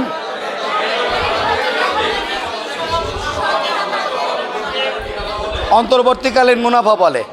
তার মানে বেআইনিভাবে দখলদার ব্যক্তি কে? যে সম্পত্তির মালিক না কিন্তু ভোগ দখল করতেছে, জোর করে কি করতেছে? ভোগ দখল করতেছে। আদৌ উনি এই সম্পত্তির মালিক না, কিন্তু উনি ভোগ দখল করতেছে, উনিই হবেন বেআইনিভাবে দখলকারী ব্যক্তি, তাই না? এখন ওই যে ভোগ দখল করতেছে, অন্যের জমি যে খাচ্ছে, তারে কি আমরা খাইতে দেব? লেখাপড়া কি তারে খাইতে দেওয়ার জন্য করতেছি? তার বিরুদ্ধে কি করে ফেলবো? মামলা করে দিব। তার বিরুদ্ধে আমরা ডাইরেক্ট মামলা করে দেব। তাহলে আমরা যেহেতু দখলে নাই, খেয়াল করেন, যেহেতু আমরা দখলে নাই, আমরা দখল এবং সত্য পুনরুদ্ধারের জন্য তার বিরুদ্ধে 8 এবং 42 ধারায় একটা মামলা করব। মার্কার পাইছি না? ওকে ওকে, তাহলে আমি একটু আঁকাঝোঁকা করি হালকা। যারা উল্টা দেখতে পাবেন তারা একটা আয়না নেওয়ার কোনো দরকার নাই, কথাটা শুনলেই হবে। সোজা করলে আমার চেহারা খারাপ হয়ে যাবে, দরকার নাই। যারা আমাদের এই ক্লাসগুলো রেগুলার করতে চাচ্ছেন, অর্থাৎ আমরা সরাসরি স্পেশাল ব্যাচের ক্লাস করাচ্ছি এবং এদের কাছ থেকে আমরা প্রতি মাসে প্রায় 3000 টাকা করে নিচ্ছি। এই ক্লাসেরই ফ্লেভারটা আপনারা আমাদের একটা সিক্রেট গ্রুপে পেতে পারেন, এবং এই ফ্লেভারটা পেতে হচ্ছে আপনারা আমাদের এখানে ভর্তি হতে পারেন। ভর্তি হওয়ার জন্য ফোন দিবেন 01817451565 নাম্বারে। আগামীকালকে আমরা নতুন সাবজেক্ট দিয়ে নতুন একটা ব্যাচ শুরু করব। তামাদি আইন দিয়ে আমাদের ক্লাসটি শুরু হবে এবং দেওয়ানি কার্যবিধি। আমাদের সাথে আপনারা থাকবেন ইনশাল্লাহ। সকাল থেকে আমরা ইনশাল্লাহ কালকে তামাদি আইন শুরু করব, তাই না? আন্দাজে জানেন আপনারা।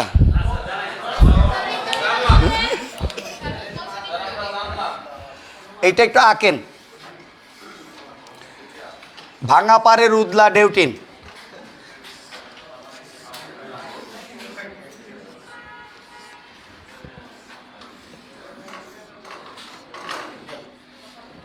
জ্বালায় দেন জ্বালায় দেন জ্বালায় দেন দেন জ্বালায় দেন। এই যে এখন কত সুন্দর লাগতেছে দেখতে আমাকে।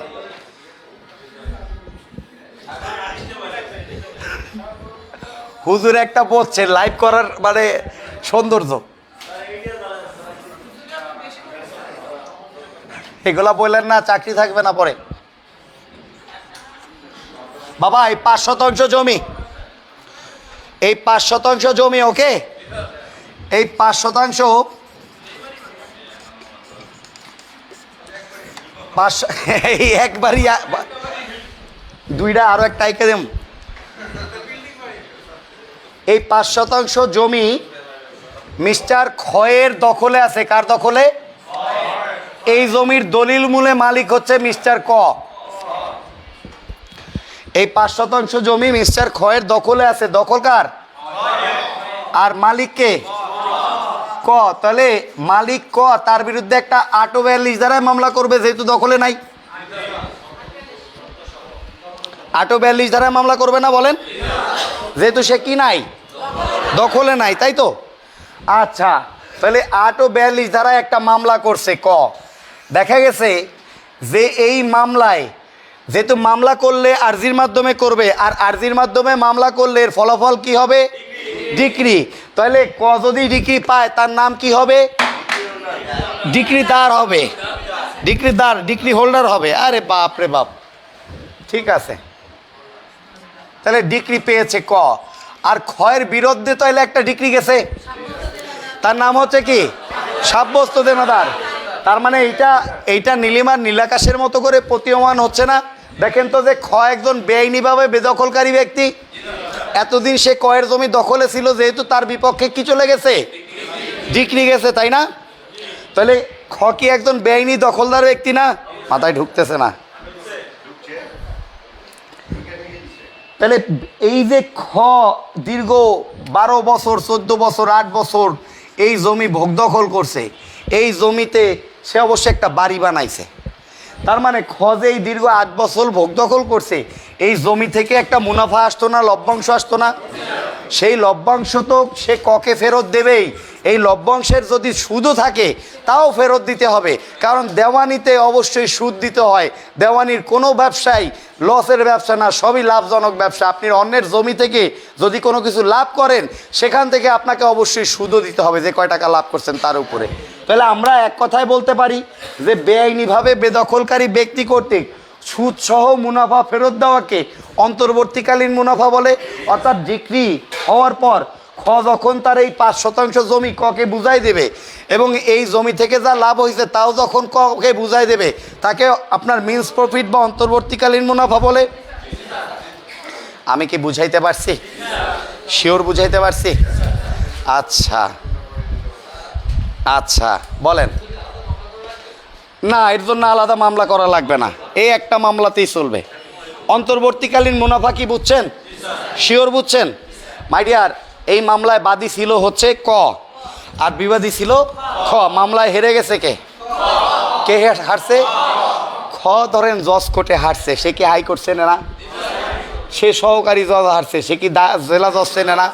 সে কি বাড়ি বসে কি আঙুল চুষবে না আবার আপনার কাছে দৌড়ে আসবে, উকিল চাপ বাঁচান, দৌড়ে আসবে না? আপনি একটা এই তাহলে ডিক্রির বিরুদ্ধে করবেন কি? আপিল করবেন। আপিলটা কে করবে? যে খ করবে না? খ আপিল করবে। বিবাদী যার বিরুদ্ধে ডিক্রি গেছে সে একটা কি করবে? আপিল করবে। দেখেন এখন আরো ডেঞ্জারাস কাহিনী হয়ে গেছে। তাহলে খ এখন আপিল করছে কার বিরুদ্ধে? খুবই দুঃখজনক এবং ন্যাক্কারজনক বিষয়, এই আপিলে আইসা খ আবার জিতে গেছে মামলা। ক্ষয়ের পক্ষে আবার ডিক্রি পরিবর্তন হয়ে গেছে। কি হয়েছে? ডিক্রি পরিবর্তন হয়েছে। ডিক্রি পরিবর্তন, ডিক্রি কি হয়েছে? পরিবর্তন হয়ে এখন আবার ক্ষয়ের পক্ষে গেছে। তাহলে ডিক্রি পরিবর্তন বা রদের ফলে যে অবস্থায় থাকতো তাকে সেই অবস্থায় ফিরিয়ে নেওয়াকে প্রত্যার্পণ বা পুনরুদ্ধার বা রেস্টিটিউশন বলে, যা 144 ধারায় আছে। আমি কি বুঝাইতে পারছি কথাটা? অর্থাৎ ডিক্রি হয়েছে, হওয়ার পর একটা মিন্স প্রফিট হয়েছে, এরপর খ এসে একটা কি করেছে? আপিল করেছে। তার এই আপিলে আবার খ জিতে গেছে। নিম্ন আদালতে যে মামলায় সে হেরে গেছিল, উচ্চ আদালতে আইসা সেই মামলায় কি করেছে? জিতে গেছে। তাহলে একটা ডিক্রি পরিবর্তন হয়ে দিচ্ছে না?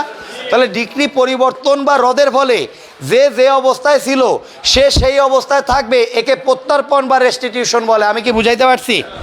শিওর বুঝাইতে পারছি? শিওর?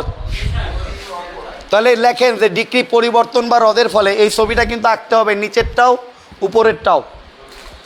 ডিক্রি পরিবর্তন বা রদের ফলে, ডিক্রি পরিবর্তন বা রদের ফলে যে অবস্থায় ছিল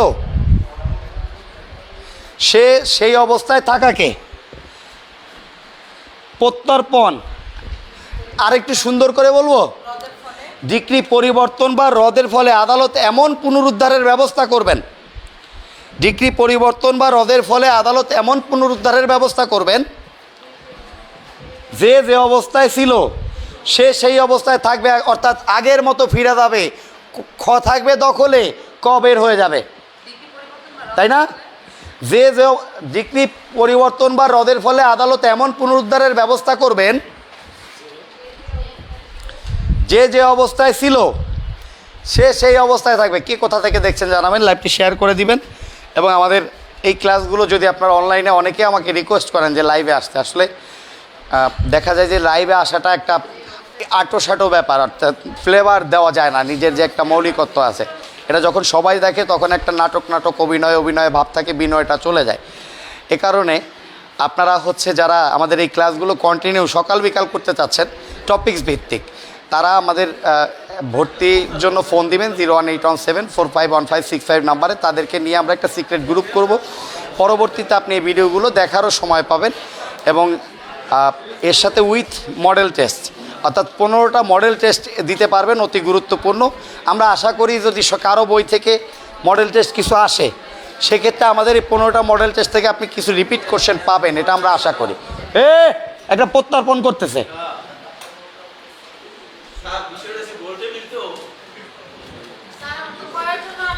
তাহলে এখানে যেটা খুব গুরুত্বপূর্ণ,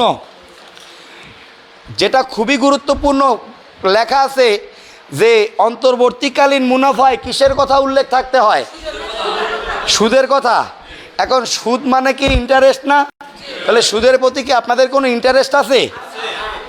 বাবা, সুদের প্রতি যদি ইন্টারেস্ট না থাকে তাহলে কিন্তু ভুল হবে। পড়ে গেছেন সুদের কথা, পরীক্ষায় দিয়েছে ইন্টারেস্ট। তাহলে সুদের প্রতি কি থাকতে হবে? ইন্টারেস্ট থাকতে হবে, নাইলে কিন্তু বিপদে পড়বেন। খুব ঝামেলা, ঠিক না বলেন? তাহলে মিন্স প্রফিটে কিসের কথা উল্লেখ থাকতে হবে? ইন্টারেস্টের কথা উল্লেখ থাকতে হবে, তাই না? ইন্টারেস্ট ছাড়া অন্তর্বর্তীকালীন মুনাফা হইতে পারে না। এখন অন্তর্বর্তীকালীন মুনাফার উপরে কি সুদ চাওয়া যাবে? অন্তর্বর্তীকালীন মুনাফার উপরে সুদ চাওয়া যাবে? যাবে, কিন্তু সুদের উপরে সুদ চাওয়া যাবে না। আমি কি বুঝাই? চক্রবৃদ্ধি হবে না। Excellent, excellent. চক্রবৃদ্ধি হবে না। অন্তর্বর্তীকালীন মুনাফার উপরে সুদ চাওয়া যাবে। সুদ ছাড়া অন্তর্বর্তীকালীন মুনাফা হইতে পারে না, কিন্তু সুদের উপরে সুদ চাওয়া যাবে না। আমি কি বুঝাইতে পারছি কথাটা? শিওর বুঝাইতে পারছি? এখন এটা তো ইকুইটি 842 ধারা একটা দেওয়া, আপনি মামলা করছেন সুনির্দিষ্ট প্রতিকার আইনের, ইকুইটি ব্যালেন্স না হইলে তো দিবে না। দিবে কিছু? কোনোভাবে সুযোগ আছে? ঠিক আছে। তাহলে যখন দিবে না, তখন আপনাকে মনে করতে হবে যে কাউরে ঠকাইয়া আদালত ডিক্রি মঞ্জুর করতে পারে না। ইকুইটির কি করতে হবে? ব্যালেন্স রাখতে হবে। অর্থাৎ এই যে বাড়িঘর বানাইছে, সে তো জমি রেখে গেছিল, একটা জমি রেখে গেছে না? শুধু জমি। এই জমির উপরে ও বলতেছে স্যার এই গড্ডা রাইকেন একটা বিল্ডিং হেঁকে দেন। মনে করলাম 5 তলা বিল্ডিং বানাইছে। এখন ডিক্রি পরিবর্তন হয়ে গেলে কি বিল্ডিংও সরাই নিতে হবে না? তাহলে আদালত যখন দেখবেন যে অন্তর্বর্তীকালীন মুনাফার ক্ষেত্রে কেউ ক্ষতিগ্রস্ত হচ্ছে, সম্পত্তির যদি কোনো উন্নয়ন সাধন করে, বেদখলকারী ব্যক্তি যদি সম্পত্তির কোনো উৎকর্ষতা সাধন করে, সেক্ষেত্রে আদালত ওই উৎকর্ষতার উপরে যতখানি উৎকর্ষতা হয়েছে, উন্নতি হয়েছে, তার উপরে ক্ষতিপূরণ মঞ্জুর করে দিবেন। অর্থাৎ এই 5 তলা বাড়ির উপরে সে একটা ক্ষতিপূরণ পাবে। এই বাড়ির জন্য সে একটা কি পাবে বলেন? ক্ষতিপূরণ পাবে। আমি কি বুঝাইতে পারছি? তাহলে আমরা লিখতে পারি না যে বেআইনিভাবে দখলদার ব্যক্তি তার মানসিক উৎকর্ষতা দিয়ে সম্পত্তির কোনো উন্নয়ন সাধন করিলে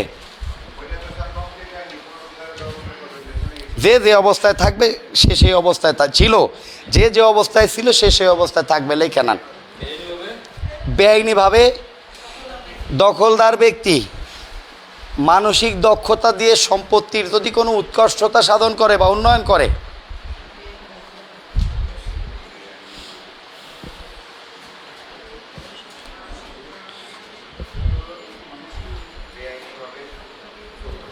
দখলদার ব্যক্তি মানসিক দক্ষতা দিয়ে সম্পত্তির যদি কোনো উন্নয়ন করে বা উৎকর্ষ সাধন করে, অর্থাৎ বালি ফালায়, হ্যাঁ খালি জায়গা ভরাট করে, আর ট্যালেন্ট, সেক্ষেত্রে মানসিক দক্ষতা দিয়ে সম্পত্তির যদি কোনো উৎকর্ষতা সাধন করে, সেক্ষেত্রে আদালত তার পক্ষে ক্ষতিপূরণ মঞ্জুর করতে পারেন। আদালত তার পক্ষে ক্ষতিপূরণ মঞ্জুর করতে পারেন। রিপন ভাই অনেক ধন্যবাদ, শেরপুর থেকে দেখছেন। নীলফামারী থেকে দেখছেন আলমগীর ভাই অনেক ধন্যবাদ। বিএম সোহাগ ভাই অনেক ধন্যবাদ। মামুনুর রশিদ ভাই লক্ষ্মীপুর থেকে দেখছেন অনেক ধন্যবাদ। জাকির ভাই অনেক ধন্যবাদ। সুলেমান পুলিশ লাইন থেকে দেখছেন অনেক ধন্যবাদ। মোহাম্মদ মনিরুল ইসলাম অনেক ধন্যবাদ। তার পক্ষে বেআইনি বেদখলকারী ব্যক্তি পাবে এটা, হ্যাঁ তিনি পাবেন। ইকুইটি হচ্ছে না, তো ইকুইটি হচ্ছে না, জাস্টিস রক্ষা করতে হবে না। হ্যাঁ পাবে পাবে পাবে, এক্সিলেন্ট। সে অন্তর্বর্তীকালীন মুনাফা দিয়ে দিবে, কিন্তু তার সে তো ক্ষতিগ্রস্ত। যে হুজুর এই জায়গায় আমি 5 তলা বাড়ি বানাই এলাইছি, এখন আমি কি করতাম? আদালত তো বলবে না তাহলে তুমি বাড়ি তুলে নিয়ে যাও, এটা তো সম্ভব না। তখন আদালত বলতে একটা ইকুইটির ব্যালেন্স করে দিবে যে বাজান তুমি তো তোমার জমি পাইছো, এই 5 তলা বাড়ির জন্য তুমি আরো কিছু খরচাপাতি দিয়ে দাও, সবাই সুখে শান্তিতে বসবাস করো। আমি কি বুঝাইতে পারতেছি কিনা? এত কথা আমার বোঝারই বিষয় না, বুঝাইতে পারতেছি? তাহলে অন্তর্বর্তীকালীন মুনাফায় কিসের কথা উল্লেখ থাকতে হবে? সুদের কথা উল্লেখ থাকতে হবে। তাহলে ক্ষতিপূরণ পাইলেও পাইতে পারে, তাই তো? আর হচ্ছে রেস্টিটিউশন বা প্রত্যার্পণ বা পুনরুদ্ধার কত ধারায় আছে? এর বিরুদ্ধে করণীয় কি? আপিল, অর্থাৎ আবারও রেস্টিটিউশন হওয়ার সুযোগ আছে, তাই না? একদম আবারও কি রেস্টিটিউশন হওয়ার সুযোগ আছে, অর্থাৎ এর বিরুদ্ধেও সে আদালতে যাইতে পারে। মাই ডিয়ার, আমার মনে হয় এর বাইরে আর কিছু জানার কোনো দরকার নাই। 2-1, 2-2, 2-9, 2-14, 2-18, 2-3, 2-10, 2-8, 2-7, 2-15, 2-11, 2-12, 2-13, লেখেন 2-13।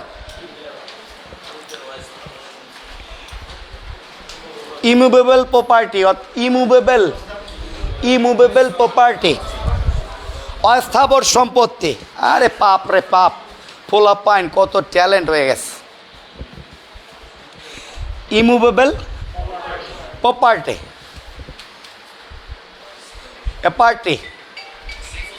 প্রপার্টি, ওকে বাবা, ইচ্ছা কইরা হাউস করেন না। আপাতত বলছি 1 মাস আমার সাথে জিম্মা হয়ে যান। আপনার ইচ্ছাকে দাম দিয়েন না, কারণ আপনাকে তো এখন শয়তান পালিশ করে। বাবা আমি ইমুভেবল বলছি না, এরপর বলার কিছু আছে? তাহলে লেখছেন কিনা? হ্যাঁ ইমতিয়াজ, ইমুভেবলকে মুভেবল বাবা শিখাইছে কে? আর তারই যদি ভুলে যান বিপদ না? 7টা সাবজেক্টের নাম জানতো না, এরকম পোলাপায়ন একাডেমি করে খাইতেছে। এবং তারা আবার আইসা আবার মানে আমাকে 100% ফলো করে, সে আমার টপ ফ্যান, কিন্তু আর 10 জনের নিষেধ করে। তাহলে তো তার খাওয়ান দাওয়ান নাই।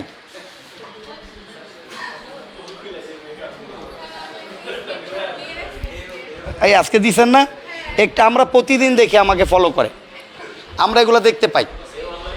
সেই বলে যে অমুক স্যারের এত প্ররোচনায় ঢুকেন না, কিছু বলতে হয়। রিল্যাক্স, মাথা ঠান্ডা। বাবা তুমি অদম বলিয়াই আমি কি এরকম না, আমি অদম বলিয়াই তুমি উত্তম। অর্থাৎ যেখানে অস্থাবর আছে সেইখানে স্থাবর ঢুকে গেছে না। তুমি যদি অস্থাবরকে চেনো তাইলেই কাকে চিনতে পারবা, অর্থাৎ তোমাকে চিনিলেই উপরকে চিনিতে পারিবা। ব্যাপারটা এরকম না, বড় সহজ গান নয়।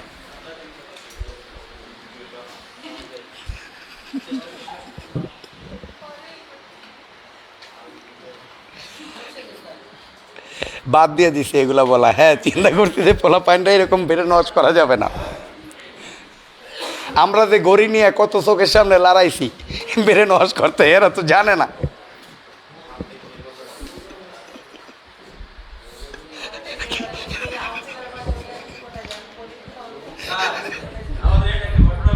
কি হয়েছে?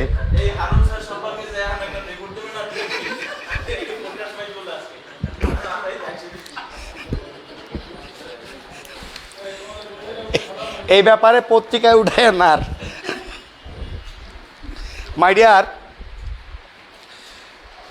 যাহা নড়াচড়া করে, যাহা প্রসারিত হয়, যাহা এক স্থান থেকে আর এক জায়গায় যায়, যাহা কোলে লওয়া যায়, যাহা বহন করা যায়, তার নাম হবে অস্থাবর সম্পত্তি।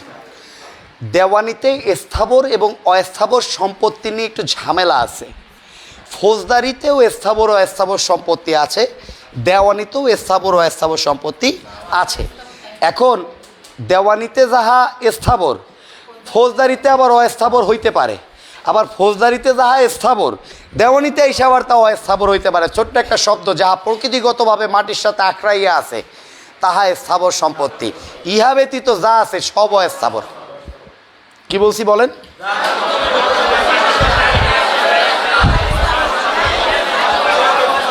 কি গতভাবে, কি গত অর্থাৎ প্রকৃতিগতভাবে সৃষ্টিকর্তা যা দিছে, তাহলে প্রকৃতিগতভাবে মাটি কামড়াই আছে, আঁকড়াই আছে, গাছ আছে, জমি, তারপর পানি, পাহাড়, বাতাস। বাতাস কি মাটির নিচে না উপরে নাকি? সব জায়গায় আছে, সব জায়গায় আছে। জলস্রোত আছে, জলস্রোত একটা স্থাবর সম্পত্তি। ওরে বাপ রে বাপ, নদী, পাহাড়, পর্বত, আকাশ, বাতাস সবই স্থাবর সম্পদ। কি ছেলে ট্যালেন্ট, মেঘে মাটিতে মাখামাখি করছে। আমার কাছে মেঘ অস্থাবর সম্পত্তি মনে হয়। আবার একদিক দিয়ে যখন টুপুস করে আবার নদীতে পড়ে তখন ওইটা আবার স্থাবর হয়ে যায়। আবার এক বালতি পানি পুকুর থেকে তুলে নিয়ে আসলে কি হয়ে যায়? অস্থাবর হয়ে যায়। অর্থাৎ দেওয়ানিতে স্থাবর সম্পত্তি তাৎক্ষণিকভাবে অস্থাবর হওয়ার সুযোগ থাকে। কীরকম? গাছ। আরে ট্যালেন্ট, গাছ কাটতে ফালাইতে গেছে, আরেকটা লাগায়েন, ঠিক আছে? তাহলে তাহলে এটাও না, আরও সেন্সিটিভ। দেখেন, একটা লাউয়ের ডগা, একটা লাউয়ের কি বলেন ডগা, একটা সিম গাছের ডগা, একটা ধানের শীষ, তারপর একটা আপেল, যতক্ষণ বড় হচ্ছে যত সামনের দিকে আগায় যাচ্ছে ওইটার নাম হবে বাড়ন্ত ফসল। বাড়ন্ত ফসল একটা অস্থাবর সম্পত্তি, কিন্তু গাছ কিন্তু একটা স্থাবর সম্পত্তি। ভয়ঙ্কর ব্যাপার না? বাড়ন্ত ফসল একটা কি বলেন অস্থাবর সম্পত্তি, কিন্তু গাছ একটা কি স্থাবর সম্পত্তি। ওই গাছটা কাটতে হালাইয়া যদি আবার কাটতে দেই তাও অস্থাবর। তার মানে প্রকৃতিগতভাবে যাহা মাটির সাথে আঁকড়াই আছে তাহা স্থাবর সম্পত্তি, ইহা ব্যতীত যা কিছু আছে অস্থাবর সম্পত্তি। তাহলে একটা মানুষ অস্থাবর। বলে স্যার মানুষ তো বলতে পারি না, তবে ঘরের উনি একটা অস্থাবর সম্পত্তি। কোলে লওয়া যায়, বহন করা যায়। এক স্থান মইরা গেলে বাবা কবর দিলে আমার মনে হয় 5-6 দিন লাগবে স্থাবর হইতে, স্থাবর হইতে 5-6 দিন লাগবে। তারপরে কব্বর আমরা ধরতে পারি। দোলনাটাকে অস্থাবর ধরে কব্বর আপনি স্থাবর ধরেন। কি মেরেন, মানে পোলাপানের বেরেন কত দূর চলে গেছে।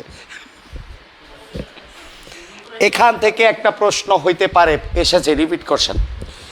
তাহলে মুভেবল, ইমুভেবল। তাহলে ইমুভেবল আছেও কত? 2-13-তে। মুভেবলও আছে 2-13-তে। ওকে, এখন ইংরেজিতে একটা ঝামেলা হয়, ইমুভেবলকে স্থাবর লাগে আর মুভেবলকে অস্থাবর। আপনার কি আপনার হচ্ছে মুভেবলকে কি লাগে? অস্থাবর লাগে, আর ইমুভেবলকে স্থাবর লাগে।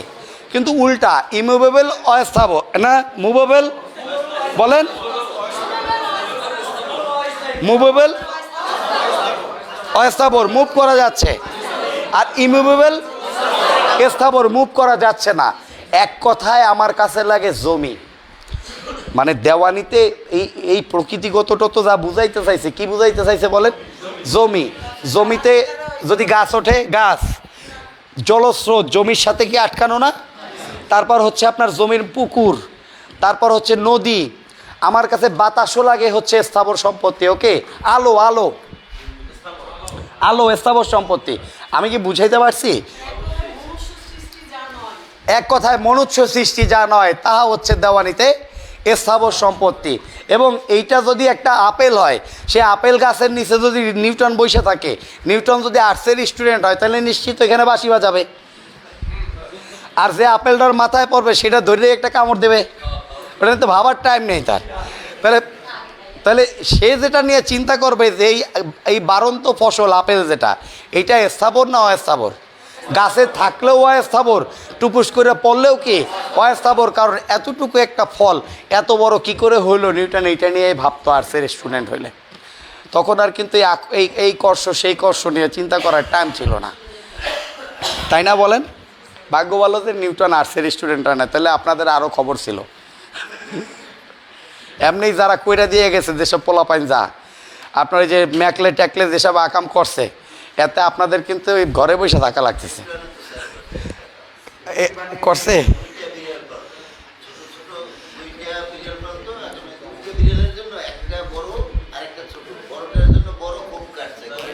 আচ্ছা আচ্ছা আচ্ছা আচ্ছা।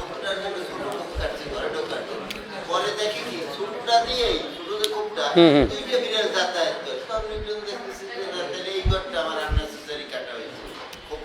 আচ্ছা আচ্ছা, ও হিসাব নিকাশ এখানে বুঝে গেছে। ওরে বাপ রে বাপ, আচ্ছা। আপনারা না থাকলে এই আমার আমার জ্ঞানের দরজা বন্ধ হয়ে থাকতো চিরতরে। অনেক ভালো মাই ডিয়ার। আমার ধারণা 11, 12, 13 এই স্লট থেকে একটা হইল, নাইলে 2-1, 2-2, 2-9, 2-14, 2-18 থেকে একটা স্লট থেকে প্রশ্ন হবে। ওকে, আমার স্লট কিন্তু শেষ। বাকি থাকে হলো 2-16 দরকার আছে, 2-17, 2-20 হইলে হয়। তাহলে 2-17তে কে আছে? সরকারি কর্মচারী। আর 2-20-এ আছে সাইন বা স্বাক্ষর, সাইন বা স্বাক্ষর। তাহলে সরকারি কর্মচারী দিয়ে দণ্ডবিধির আলোকে একটা প্রশ্ন হয়েছে যে কয় ধরনের সরকারি কর্মচারী আছে? 12 ধরনের আছে, তাই না? আর সাইন বা স্বাক্ষর বলতে মোহরাক্ষীকে বোঝায়। মোহরাক্ষী বুঝেন? ধাম কইরা যে মারে, সিল সিল সিল, মোহরাক্ষী। তাহলে মোহরাক্ষী বলতে কি বোঝায়? সাইন। ব্যাপারটা কি বলেন? মোহরাক্ষী।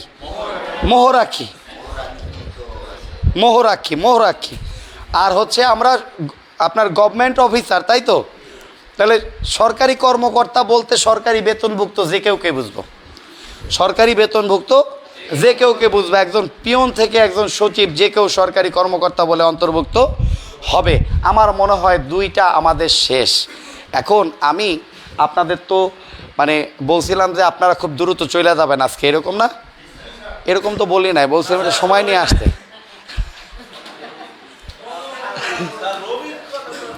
বলছিলাম না যে আপনাদের একটু সময় নিয়ে আসতে, আপনারা একটু সময় নিয়ে আইসেন। তাহলে আজকে তো বলি না, সামনের ক্লাসে বলবো।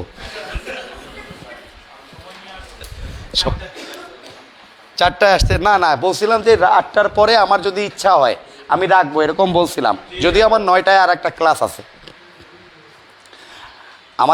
একটা ক্লাস আছে। আমি কিন্তু বিকেল 3:30টায় ক্লাস করে তারপর আপনাদের কাছে আসছি। মানে আমার শিডিউলটা খুব কড়া। এই শিডিউলের মধ্যেও তারপর আমরা সকালে আপনাদেরকে মানে বলছি যে কালকে থেকে আমরা কিন্তু একটা একদম নতুন টপিকস ভিত্তিক ক্লাস শুরু করতেছি, যারা আমরা সকালে ক্লাস করি, তাই না? আমরা এই ক্লাসটা লাইভ করে দিব সরাসরি, এবং আমরা এই ক্লাসেও ভর্তি নিচ্ছি। কারণ দেখতেছি যে মানুষ এতভাবে এত কৌশলে ভর্তি নিচ্ছে, আমরা কেন দোষ করলাম? আমরা কি করলাম? আরও 10 দিন বাড়তি পাইছি, দেখলাম ব্যবসার সিজন এইটাই। আর 100% পাস আপনি না করলে কেউ করবে না, আপনাকেই করতে হবে। আমরা 10 মার্ক 20 মার্কের উপলক্ষ হইতে পারি, বিলিভ ইট অর নট। এখন আপনি যা পাচ্ছেন তার থেকে হয়তো 1 মাস পর 10 বেশি পাবেন। ওইটাই দরকার না আপনাদের? নাকি আপনাদের একদম 60টা 70টা কোর্সেন হাতে ধরায় দিয়ে আপনাকে পরীক্ষার হলে পাঠাবো, এই স্বপ্নে বিভোর একজন। ভালো মার্কেটিং হচ্ছে না? আমাকে যদিও এই কথাবার্তা বলতে নিষেধ করছে, তারপর আমি বলবো, কারণ প্রতিবাদ করতে হয় অন্যায়ের। গতবার এরকম আমি অনেকগুলো একাডেমিকে দেখছি যে আমাকেই পেয়ে বসছে তারা, কারণ ম্যাক্সিমামই আমার প্রোডাক্ট।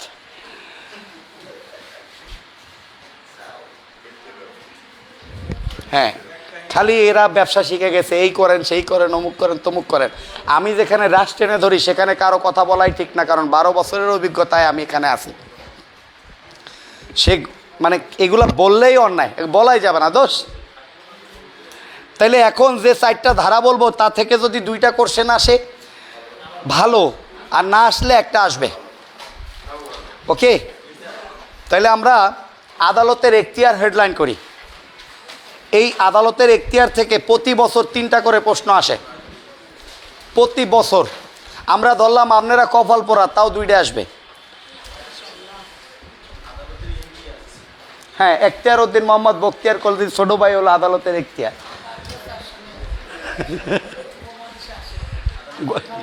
যাই দেখতেছি যে আমরা আসে, তাই গতবার আইসে গেছে, কেমন জানি একটা ব্যাপার। না, ভালো করবেন আপনারা, আপনাদের নিয়ে আমি বিশ্বাস করি। তবে স্থির থাকেন, হালে থাকেন। দেখা যায় আপনার ব্রেন ওয়াশ করে 2টা ফু দিছে, ওই যে মাথায় হাত দিলেই বাবার মতো মনে হয়, আপনি তো আমার বাবার মতো। মাথায় হাত দিলেই মনে হয় যে আরে এ তো আমার মায়ের মতো।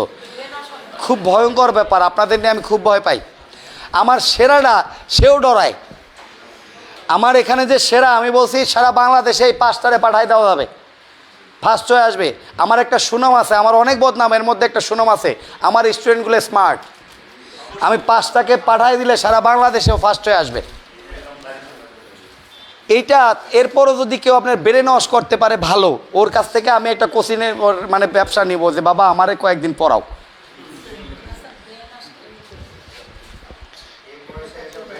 ওই যে অসুস্থ, আপনি মাথায় হাত দিলেই মনে হয় ও আমাকে মলম দিচ্ছে, প্রমোশিত হচ্ছে। বিড়াল দেখবেন ও কিন্তু বোঝে না, ওর মালিককে প্রভুকে মাথায় হাত দিলেই ও মাথা নোয়ায় দেয়। তা আপনি আর বিড়াল তো একই, এখন ছোট দরজা হোক আর বড় দরজা হোক।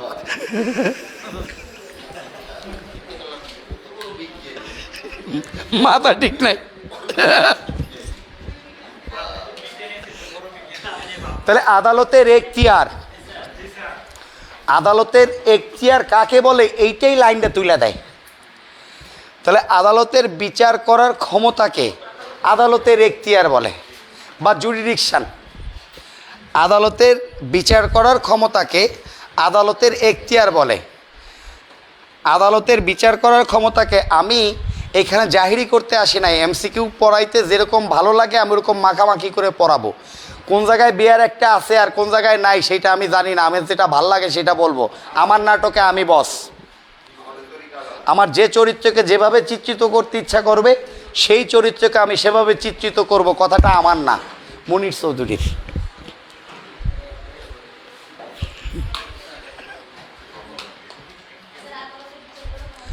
আদালতের বিচার করার ক্ষমতাকে আদালতের এখতিয়ার বলে। ভগিনীগণ আরও একটু আগে এসে সামনে বসবেন, সামনে বসবেন, সামনে। আপনি একটা জায়গায় চলে গেছেন, জাস্ট একটু পালিশ করতে হবে, সামনে চলে আসবেন, সামনে বসবেন। এরপরে তাহলে আদালতের বিচার করার ক্ষমতাকে কি বলে? আদালতের এখতিয়ার বা জুরিডিকশন বলে, তাই তো? ওকে, আচ্ছা। তাহলে আদালতের এখতিয়ার কত প্রকার এইটা নিয়ে একসময় যুদ্ধ করছি, এখন কেউ কেউ মেনে নিছে, কেউ কেউ মানতে নাও পারে। কিছু কিছু জায়গা আছে আইনের সৌন্দর্য, এই জায়গাগুলো নিয়ে যুদ্ধ করছি, এখন আর কেউ মনে রাখে না, এখন এটা তার লেখা দাবি করে, এরকম আছে। আদালতের এখতিয়ার এখন অনেক বইয়ে 3 প্রকারই হয়েছে, কিন্তু পূর্বের বইগুলোতে 5 প্রকার ছিল। আমি বুঝাইতে পারছি? তাহলে আদালতের এখতিয়ার হচ্ছে 3 প্রকার। কয় প্রকার? 3 প্রকার। দেওয়ানি আদালতের এখতিয়ার কত প্রকার? 3 প্রকার। এইটাই কিন্তু একটা এমসিকিউ। আর এখন আদি এখতিয়ার কত প্রকার এইটা নিয়ে অনেকে অনেক কথা বলে। এখন আমি এই যে 7 প্রকার বলছি, আমি 7 প্রকারের ব্যাখ্যাও দিছি, কিন্তু অনেকে মেনে নেন না।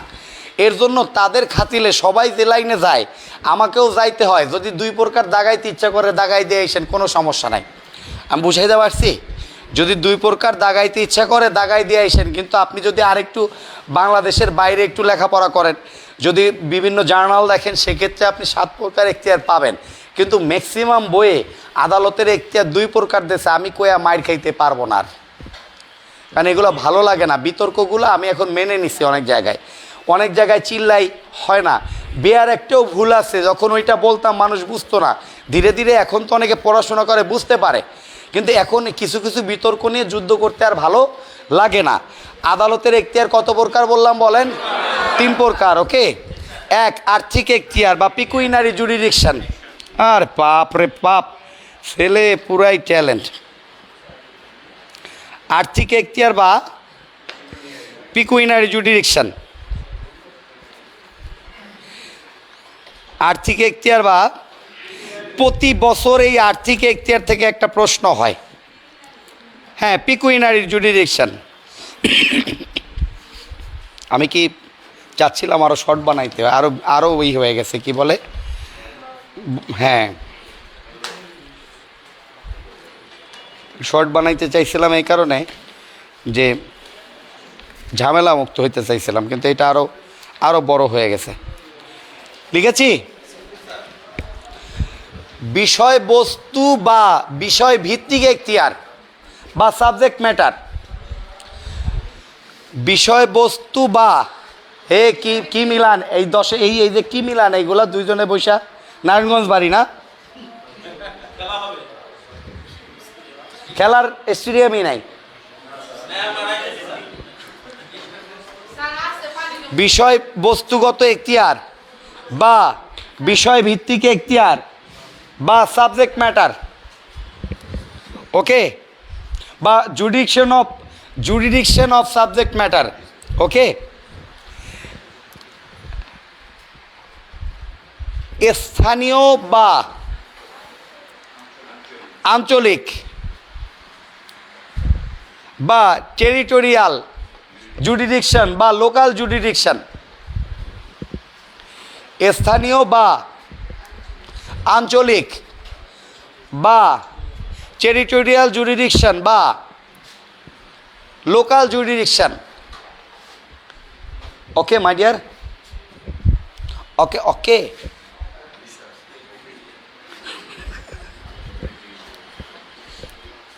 কারেন্ট বিলগুলো যে কি যাইতেছে,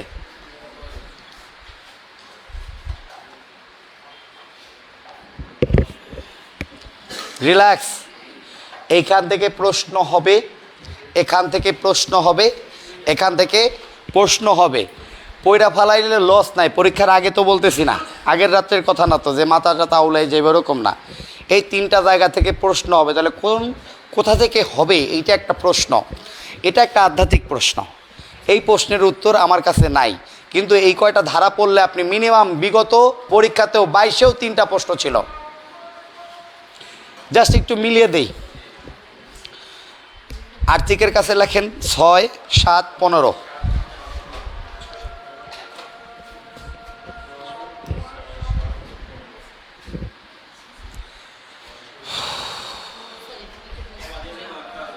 দরকার নাই,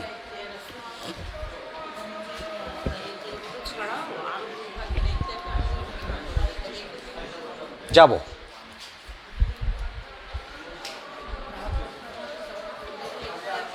এরকম বললে আমি বলবো ম্যাডাম একটু আস্থা রাখেন। যদি বলতেছি যেখান থেকে বলবে, আপনি কিন্তু খুব সব কিছু পড়তেছেন, আমি খেয়াল করি, এটা ভালো।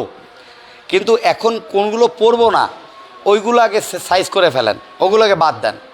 আমি যেগুলো বলতেছি এর বাইরে প্রশ্ন পাবেন না।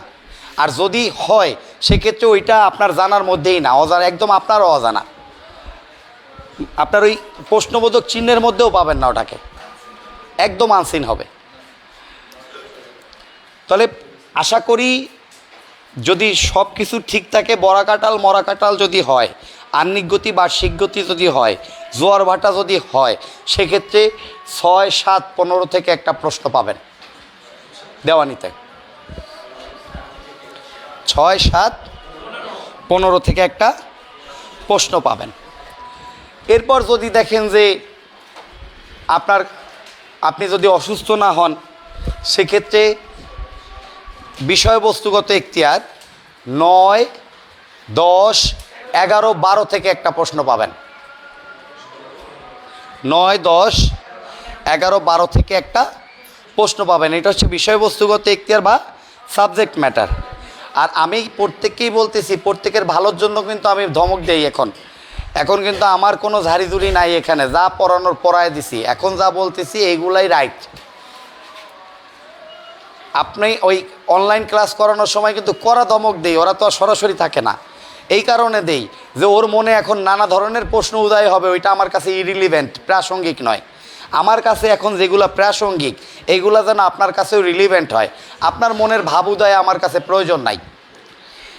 এইটুক যদি আস্থা না রাখেন তাহলে তো 100% পাস হবে না। আর পাস 100% না কইরা 60% করেন।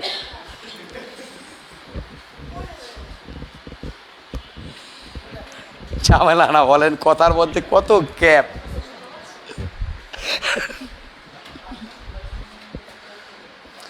আমি কি ভুল বলতেছি জামান ভাই? 6, 7, 15 থেকে একটা প্রশ্ন হবে। এরপর 9, 10, 11, 12 থেকে একটা প্রশ্ন হবে। তাহলে দেওয়ানিতে প্রশ্ন গেল কয়টা? 2টা। এবার আঞ্চলিক আগে একটা গেছে, কত? 4টে গেল। আঞ্চলিক এখতিয়ার থেকে আপনি একটা প্রশ্ন পাবেন 16 থেকে 20। দেখেন 4টা প্রশ্ন কিন্তু চলে গেল। যারা দেওয়ানি নিয়ে কান্নাকাটি করতেছেন তারা অন্যায় করতেছেন না আমার সাথে? আমার সাথে অন্যায় হচ্ছে না? এবং এগুলো না হইলে হইতেই পারে না, মানে এগুলার থেকে প্রশ্ন না হইলে একটা মানসম্মত প্রশ্ন হইতেই পারে না। প্রতি বছর হচ্ছে। তার মানে এই জায়গাটা কিন্তু শেষ করে ফেলতে হবে। ওকে, তাহলে আমার হাতে 15 মিনিট আছে, আপনাদের হাতে আছে? আচ্ছা, তাহলে ছোট করে দেখেন কোন বিষয়ের মামলা কোন আদালতে দায়ের করতে হবে, লেখেন না, কোন বিষয়ের মামলা কোন আদালতে দায়ের করতে হবে তা নির্ধারণ করে দেওয়াকে বিষয়বস্তুগত এখতিয়ার বলে। কি বলেছি বলেন?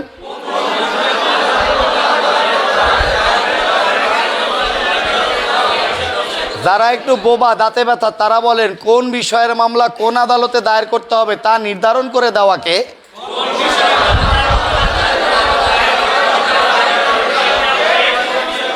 বিষয়বস্তুগত এখতিয়ার বা সাবজেক্ট ম্যাটার বলে, বা বিষয় ভিত্তিক এখতিয়ার বলে। তারপরও যাদের দাঁতে ব্যথা সারে নাই তারা আর একবার বলেন।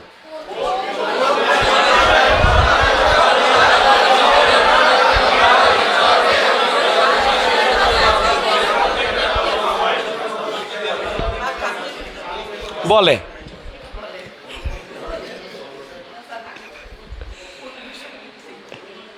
নিজের সাথে নিজে প্রতারণা করেন না, বিপদে পড়বেন। তাহলে কত টাকার মামলা কোন আদালতে দায়ের করতে হবে তা নির্ধারণ করে দেওয়াকে আর্থিক এখতিয়ার বলে। বলেন,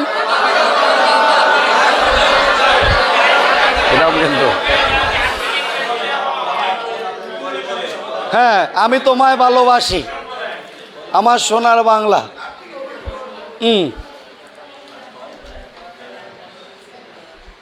এখনো যাদের এরকম বলতে ইচ্ছা করে তারা বলেন, সমস্যা নাই। আবার শরীফ পিছনে বসে হাসতে হাসতে নাই, জিজ্ঞেস করি শরীফ হাসেন কেন? বলে স্যার জাতীয় সঙ্গীত গায় পিছনে বসে। শরীফ এখনো হাসে, বুঝছে? বলে কি গায়? বলে জাতীয় সঙ্গীত। বলে আমার সোনার বাংলা, আমি তোমায় ভালোবাসি, চিরদিন তোমার আকাশ তোমার বলে।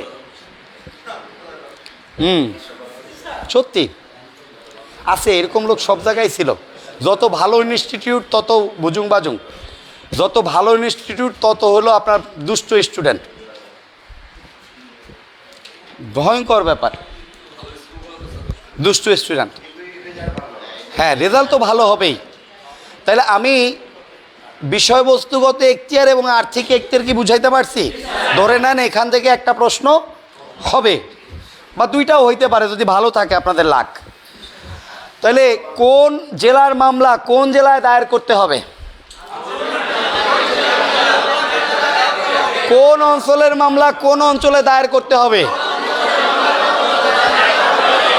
কোন স্থানের মামলা কোন স্থানে দায়ের করতে হবে তা নির্ধারণ করে দেওয়াকে স্থানীয় এখতিয়ার বা আঞ্চলিক এখতিয়ার বা টেরিটোরিয়াল ইনজাংশন বলে। যারা লাইভটি দেখছেন লাইভটি শেয়ার করে দিবেন এবং ভালো থাকবেন। যদি আপনারা আগ্রহ সহকারে আমাদের এই ক্লাসগুলো করতে চান, ক্লাসের পড়া ক্লাসেই মুখস্থ হবে এবং 15টি মডেল টেস্ট, সর্বোচ্চ কমন প্রাপ্তির নিশ্চয়তা বলতে পারি, কিন্তু কত পার্সেন্ট জানি না। যদি এই ক্লাসগুলো করতে চান with model test, exam batch আমরা ভর্তি নিচ্ছি এবং আগামীকালকে থেকে আমাদের এক্সাম ব্যাচের ক্লাসগুলো শুরু হবে। যারা এই ক্লাসগুলো করতে চান তারা ফোন দিবেন 01817451565 নাম্বারে। ভালো থাকবেন, সুস্থ থাকবেন, আল্লাহ হাফেজ।